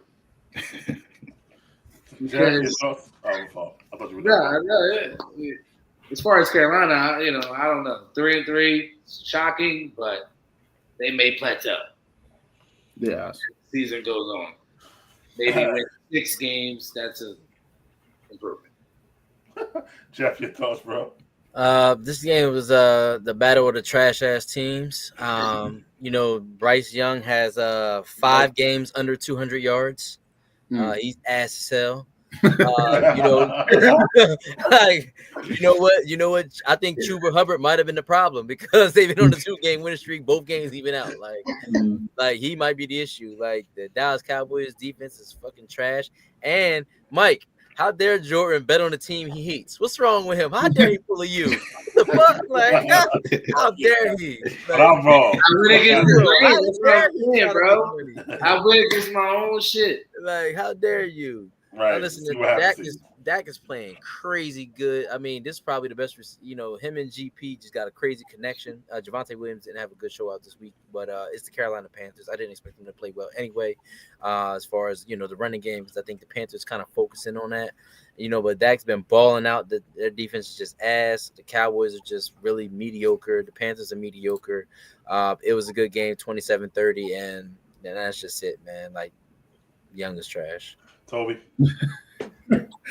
I won't say much about this game. All right. Jeff said it, man. 2 ass teams at the end of the day. 2 ass teams. Yeah.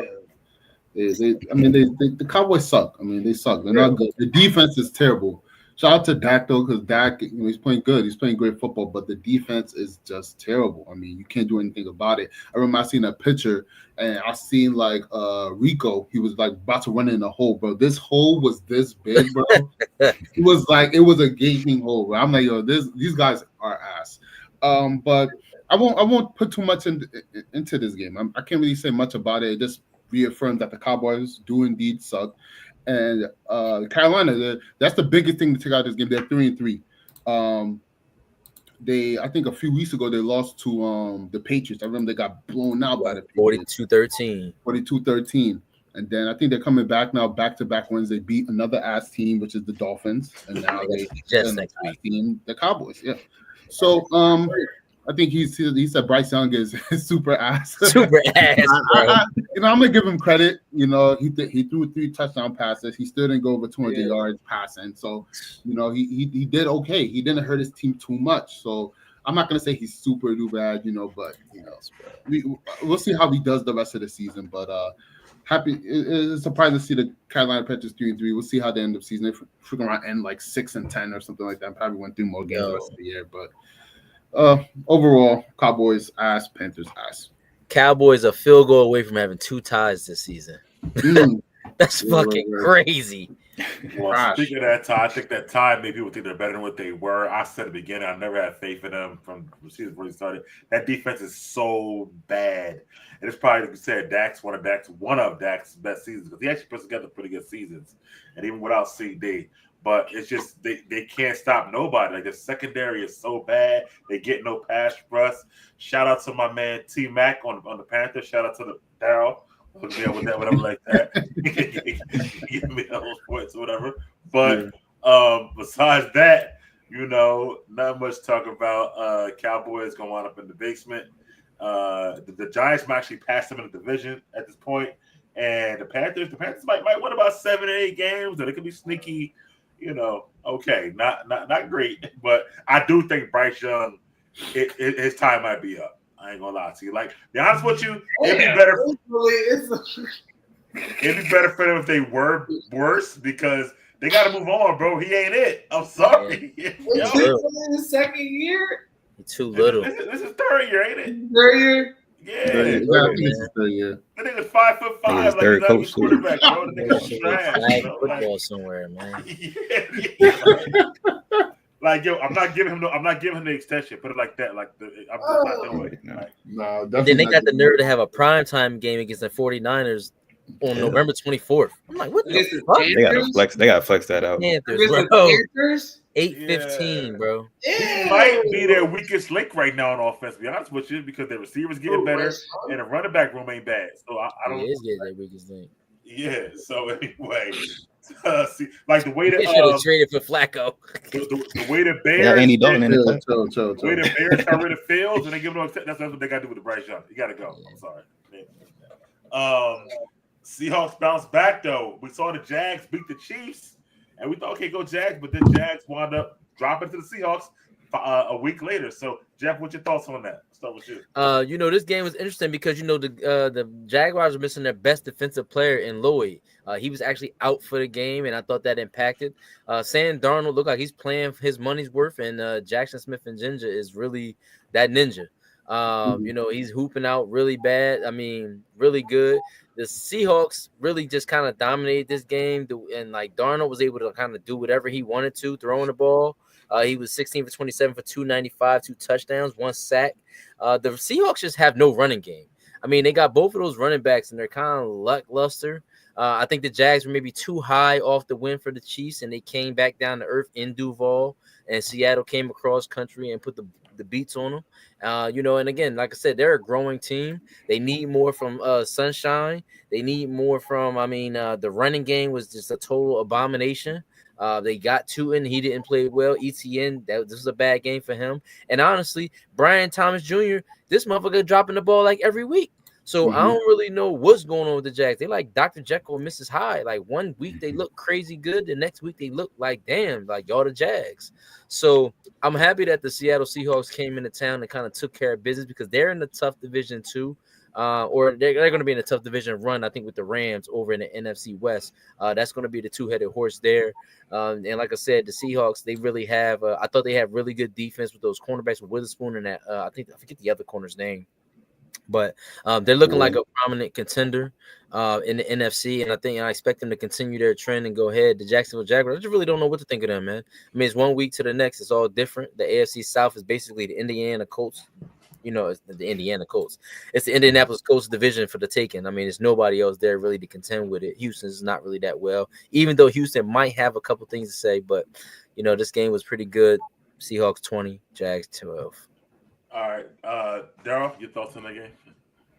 Yeah, Seahawks, they've been playing great defense all year. And I was looking at it. It's almost like Sam Darnold's almost kind of like in the same situation with the Vikings he was last year.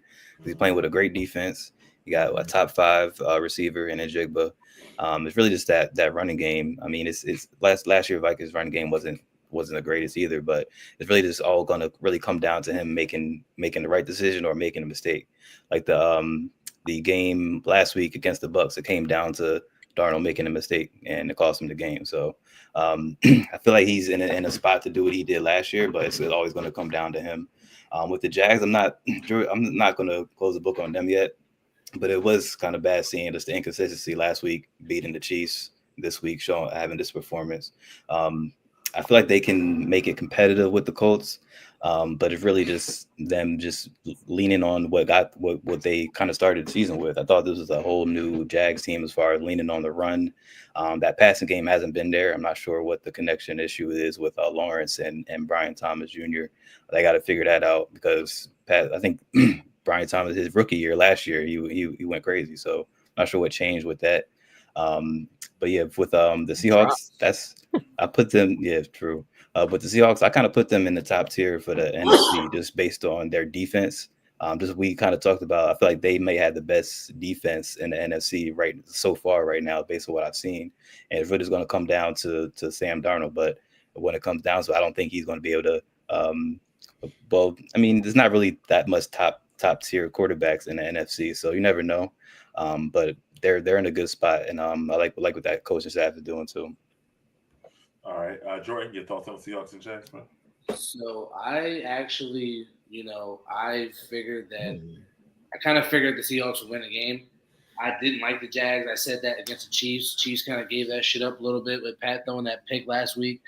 I don't believe in Sunshine. I said the verdict was up. I don't think he's really that good. They have weapons galore. I know Brian Thomas is not playing that well, but they've had weapons around this man for a long time. Like, I know the offensive line hasn't been that great, but it's been the best that it's been this year so far, the way it looks, and they just can't get it done. So I don't know about that. But I thought that Sam Darnold was going to have a good year. Jackson Smith and Jigba showing that he's obviously the number one receiver, one of the best receivers in the league. I think he's like top 5 in yards this year. I think he's leading in yards right now. I thought he is leading the league. In yards, yeah. So, like, as long as they can just continue to play good offense, and their defense isn't bad. Like, their pass is their defense is definitely not bad. Like, they got some guys. They can rush the passer. They can cover a little bit. So, right, they're in a tough division because they got the 49ers and the Rams. So, in that division. So, and the Cardinals seem to always play teams pretty well for whatever reason. I don't know. But they just don't win the games. But we'll see. Toby? Yeah, won't say much about this game. I thought the Jacksonville Jaguars was going to win because they were home and Seattle had to, travel to Jacksonville. So I thought they was going to win. But their defense traveled. They basically locked up Jacksonville. I think Jordan mentioned about, Sunshine not being that guy. I mean, maybe he's not. Maybe he's not. He's been there for some time now. I'll give him the rest of the season to see what he could do. He does have weapons around him. I don't know what they're doing with Travis Hunter. Like, I don't know how you pick somebody that high in the draft, and he has 4 catches for 15 yards. I mean, that's basically nothing. 4 catches, 15 yards. How many catches is that? How many yards is that per catch? I feel like their offense needs to be more dynamic. Try to use your weapons more. I think Jeff mentioned also Brian Thompson is dropping a lot of passes. Even since week 1, I remember, was it week 1 or week 2 against Cincinnati? He had like a touchdown he dropped. I remember that. Yeah. So, when it comes to them, I feel like they got to be more dynamic. Sunshine has to show more. Seattle, on the other hand, their defense is traveling with them. I think the one game against Baker tore him up, though. Baker tore him up. But they came back, had a good, performance against Jacksonville. Sam Darnold doing the same thing he did last year, being consistent, not hurting them too much, helping them win games. So we'll see where he could take them. And Jackson Smith, Enigma, whatever his last name is, falling out, having a great year. Another one of these young wide receivers that's emerging as a great receiver. And yeah, that's all I got to say. Good W for Seahawks. Jaguars, a good W against the Chiefs, but they could have lost, like Jordan mentioned, that one pick. And then at the end, the Sunshine fell. He still ended up scoring. So that was just a weird ending to that game. But, we'll see how the rest of the season go for them, see if they could bounce back from this. But, I think they have a new coach this year. So Sunshine can't blame Dougie P anymore. So he has to do more. And they have to do more. I want to see Travis Hunter more, to be honest. I barely see him. You've seen him that once. You've seen him a few times this season. That one catch against the Chiefs, that was like his big play so far this season. It's like you pick this guy, like, what was he, top 5 pick? So you gotta do more. Number 2. Crazy. So, Thomas is 3rd in drops behind Jerry Jeudy and Christian McCaffrey.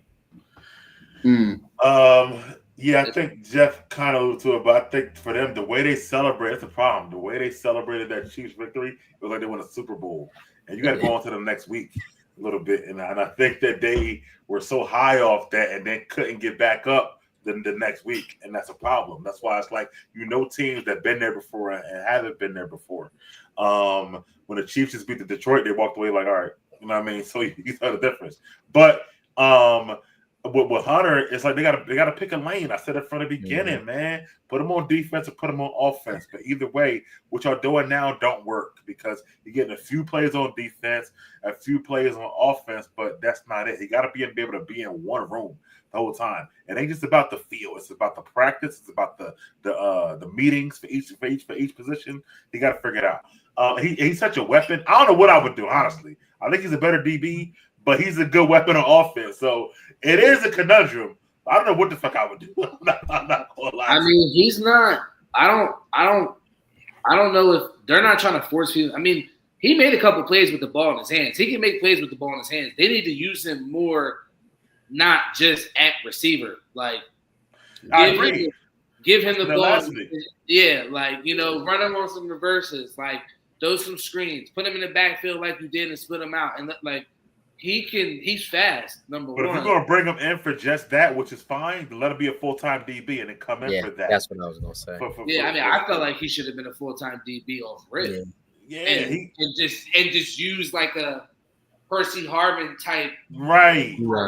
Even though Percy Harvin was like he was on the field, but like Dion, every once in a while, bring him in on third down. So a little bit. I would actually play him like every other possession on offense. No, hell no. That's too much. You got to study too much. You got to study offensive players. You got to study defensive players. Let him play DB. Bring him in. Hail Marys. Fuck it. Like, get the fuck out. Hail Marys, trick plays, like I said, reverses, screen passes, things like that. Like, I think it's better when they're using them now. And I don't care what he said. You're a rookie, bro. This is what you're going to do. Like, whatever. But anyway, yeah, I think they was up too high. Brian Thomas should be a number one. Like, he should be dropping these many balls. So, that's bad. But the Seahawks, they're all right. Their defense is pretty fucking good. Darnold was not a one-year wonder. I think he is kind of found his mojo back. Like you said, that Jackson Smith enigma is hilarious, by the way, Toby. But the Jackson Smith, that was wicked. Enigma is crazy, bro.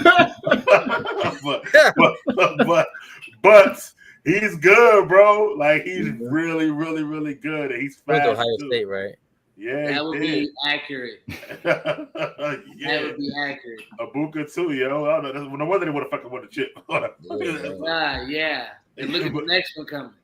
Anyway, Marvin Harrison. Oh no. He's been playing better as of late. The concussion last game. What the fuck you talking about? He's been playing better as of late. Calm down. But we got the one right now. Jeremiah.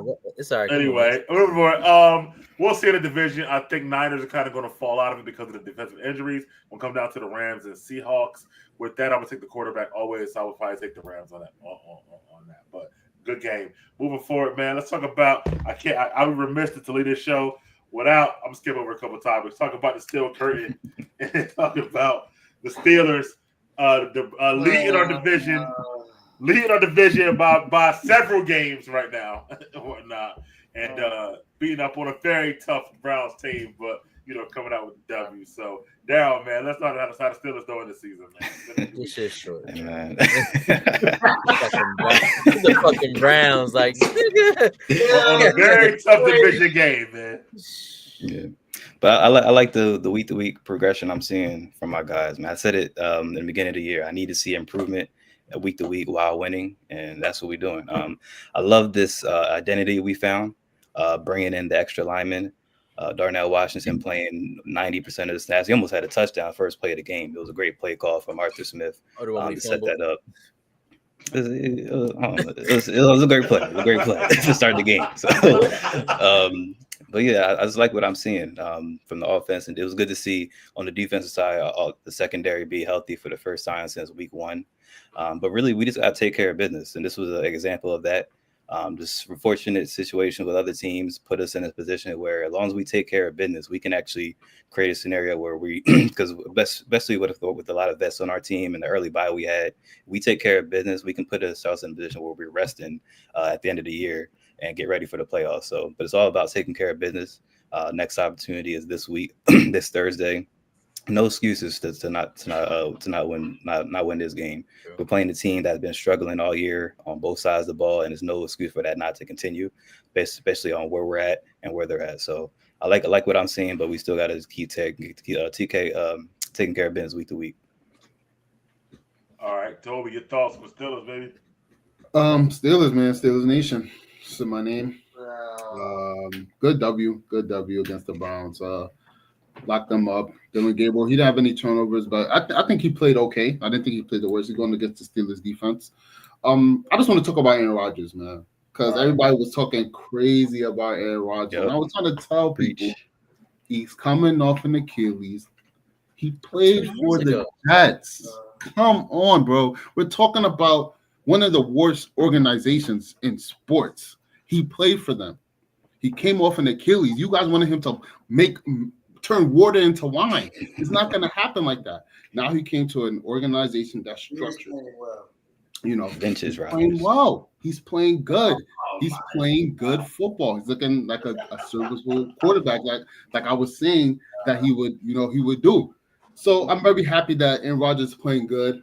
And it was the Browns. We beat them. I was expecting. Now I'm expecting us to beat Cincinnati. Now the difference between the Browns and Cincinnati is that I think Cincinnati have better receivers, and that will be a bigger test for us. You know, they have Joe Flacco. We didn't go against Joe Flacco. Joe Flacco's better than Dylan Gabriel. So it'll be a bigger test for us. And, it's going to be, we have to get the W. And I just want to say, I'm going to apologize real quick to Mike Tomlin. Thank you. I want to apologize real quick to Mike Tomlin because I'm seeing other quarterbacks in the league. I'm seeing Russell Wilson sit on the bench for the Giants. I'm seeing Justin Fields be like one of the worst quarterbacks I've ever seen in life. And Mike Tomlin had both of them last year. And we went to the playoffs. And, I'm on him hard because we haven't won a playoff game in years. And we don't want a playoff game this year. I'm still going to be on him. But I give him credit. He's a good coach. And he's put in the team in position to win overall. And, shout out to him for, I know him and Aaron Rodgers even had a relationship years prior to him joining. I know Aaron Rodgers wanted to play for him because he liked him as a coach. So I just want to say, sorry, Mike Tomlin. This year, you gotta get a playoff win, bro. You have to. And Rodgers is looking good. We gotta win the playoff again. But I want to apologize to Mike Tomlin. Good dub for the Steelers Nation. All right, now it's time for the hater portion of the show, ladies and gentlemen. The factual corner, Jordan. Me and you, bro. Actual facts. Yeah. Jeff, go ahead, man. I mean, listen, they played against the Cleveland Browns. Come on, bro. Like, Daniel Gabriel was 29 of 52. They're trash. Y'all sacked him 7 times. He a rookie, man. It's not really nothing to cheer on. Like Daryl said, y'all took care of business. Like, you eat the food that's on your plate. If it's there, you just eat it. Drink on your beverage. The interesting fact, though, is Aaron Rodgers is playing good. I guess they're trying to find something in that tight end room with Jonnu Smith and the dude Washington. Washington actually bodes well as an extra blocker, really. Hopefully that might benefit the run game because he is 6'7", 285, which is insane that he's trying to play tight end in the NFL at that size. It's crazy work. But, again, Jalen had 2 sacks. I think Hebig had 2 sacks for y'all. The defense, I listen, they're on my fantasy team for a reason. I mean, winners pick winners. So, I said, I had a lot of potential in the defense. Now, listen, the thing that's interesting is, I don't know who does the schedule, but, the Steelers have 4 primetime games remaining the rest of the season.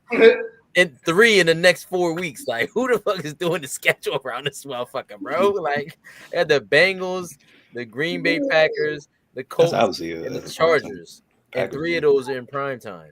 So, honestly, that little that Green Bay Colts Chargers streak, I want to see what y'all do there. I want to see how many wins y'all come out of that with. That should be a telling tale of who y'all really are. I mean, you got Green Bay with, like I said, we got Love, you got Danny Dimes, not Danny Dimes, Indiana Jones, and then you got Herbert coming out at the end of that streak. So I'm interested in seeing how that works out. But this next game against the Bengals, I mean, this is like a fucking, a senior citizens game. 2 old ass quarterbacks playing. They call it the Icy Hot Bowl. The Unk Bowl. Oh gosh, so, but they winning, and that's all you can say. Like y'all said, the division is trash. So just hold on, man. We're coming home. Jordan, your thoughts, man? Man, listen, I mean, I share some of the same sentiments as Jeff. Of course, haters think alike. With that being said, Rodgers is playing better than I expected. Thank you. You feel me? And with DK, I'm happy to see DK getting the targets and the catches and the yards because he is nice. You feel me? So that I am shocked about. I am shocked about how Swiss cheese defense is. So they got to correct that. Now, recently they turned it around, but they played a rookie quarterback who's old as shit. I was hoping that they throw Shador in there, but they stuck with him. So if we can sell for field goals in the first half, he would have made his debut in Pittsburgh. Yeah, I mean, it was a 9-3 game for a while. Yeah. if I believe. Yeah, it was actually Yeah. kind It of was a like long time. it was kind of sleepy.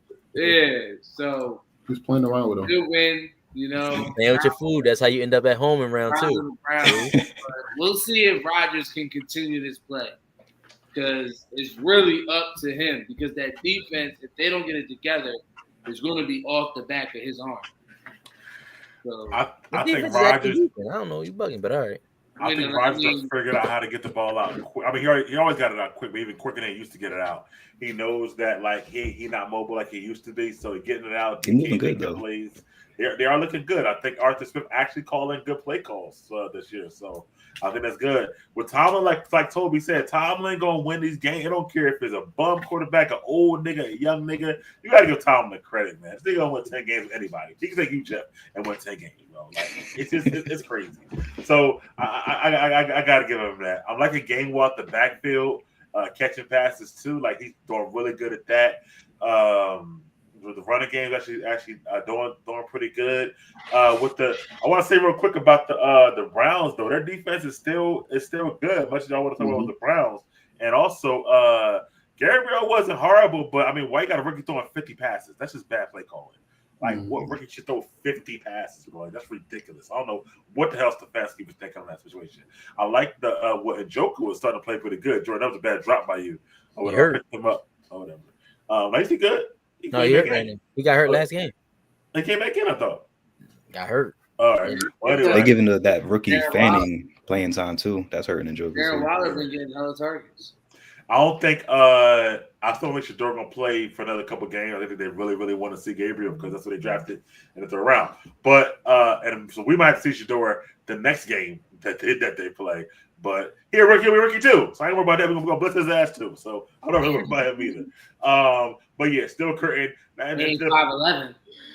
That's true, but he also hold the ball a lot. So whatever. He did his college. 5'11", though. It's different. He don't know how to get rid of the ball. So the preseason game was like 7 sacks. So we know he do.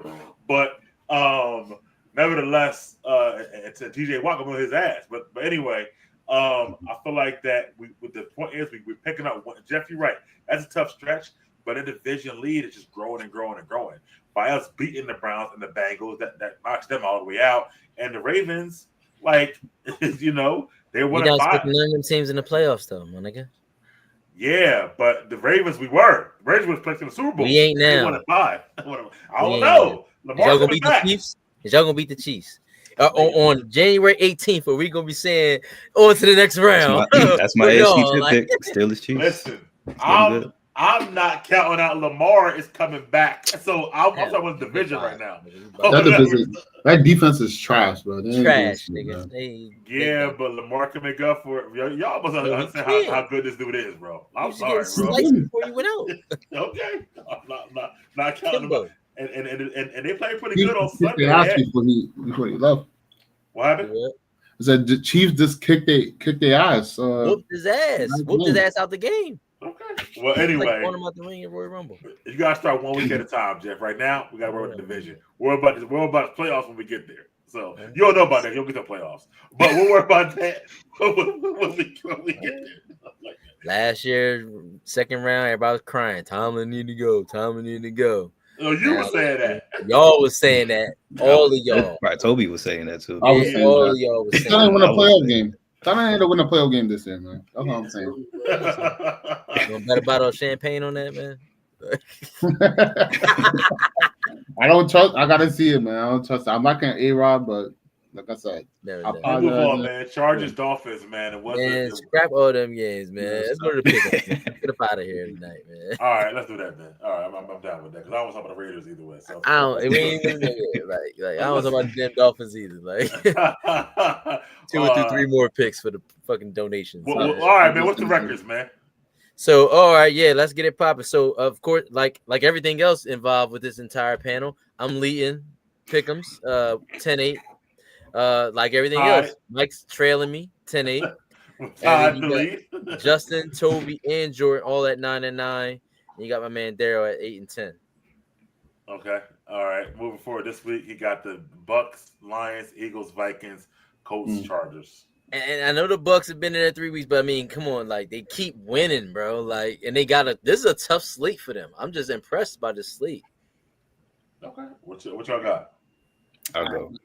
Oh, good. I'm gonna go with the Lions. I feel like they just had the more healthy offense. That's gonna be the difference. I'm gonna go Eagles. This is the last week. If I don't see any change, it's a wrap. And then I'm gonna go with the Colts. Yeah, Lions, Eagles, Colts. Tell me what you got. I'm gonna go Eagles, Lions, and this Colts and Chargers game. I'm gonna go Colts. That's when I'm hanging on the ledge on. By Friday I might say Chargers. Yeah, by Friday. Yeah, let me know like you did last week. Got your mind right last week. Chargers, Jordan, what you got, bro? Where's that Lions game at? The Lions game is in Detroit. In Detroit? Yep.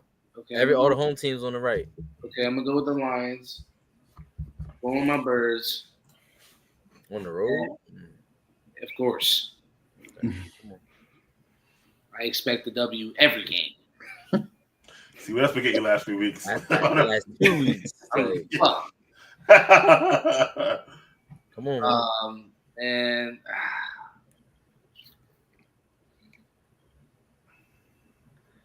see the weed slow you down, man. Come on, man. You knew this shit. I sent the shit in the week in the chat. Tuesday. Give me the Chargers. No. The nigga takes all day, yo. No. Fuck the Chargers. I'm gonna go with the Chargers. I know they gonna fuck you. You got till Friday. Change your mind. Do your research. I don't feel like I'm tired. What the fuck? Anyway, I feel like Dan Campbell are not gonna lose 2 games in a row, man. With that team in their home, I'm going with the Lions. And too many injuries, like they said. I just can't trust Carson Wentz. I never liked Carson Wentz from day one, so I'm not gonna trust him to win that game. Even though I don't know if Carter gonna be back or not yet. Jordan can tell me that or whatever. And the Chargers are still injured a lot, so I'm gonna go with the Colts. Indiana, I know. Yeah, I'm going with Indiana Jones, man. One of my favorites. So in an effort to just hold everybody off, I'm gonna go with Detroit. I'm gonna go with Philly. And I'm gonna go with the man, you were saying the Vikings all goddamn weekend like that. I said it's a revenge game, man. It is iffy. It's a revenge game in Minnesota, and on top of that, we don't know if Carter gonna play. Who's gonna stop Jettis? Nobody's gonna stop Jettis. Like, you know what I'm saying? It's really a tough thing, and if they get ahead, they could run with Mason. But I mean, I just think that just because I think that I don't think the Eagles gonna lose 3 straight, man. 3 straight is gonna be ugly. It'll call for a players only meeting. Yeah, listen, they already had one today. They had one today. The offense had a player. Oh shit, they fuck around and lose. Let me change my pick. Bro. They had like 3 players only meetings. Anyway, all right, fellas. Well, thank you all again for y'all watching. We'll be here next. Well, to tell y'all, we'll be here next week. We'll be back to following week, October 28th. We'll take the next week off. We appreciate everybody who does watch, like, comment, and subscribe. For the rest of these guys, Jordan, Jeff, Toby, and Daryl, we'll see you in a couple weeks. We appreciate y'all and peace. All right. Good night, guys. All right. All right.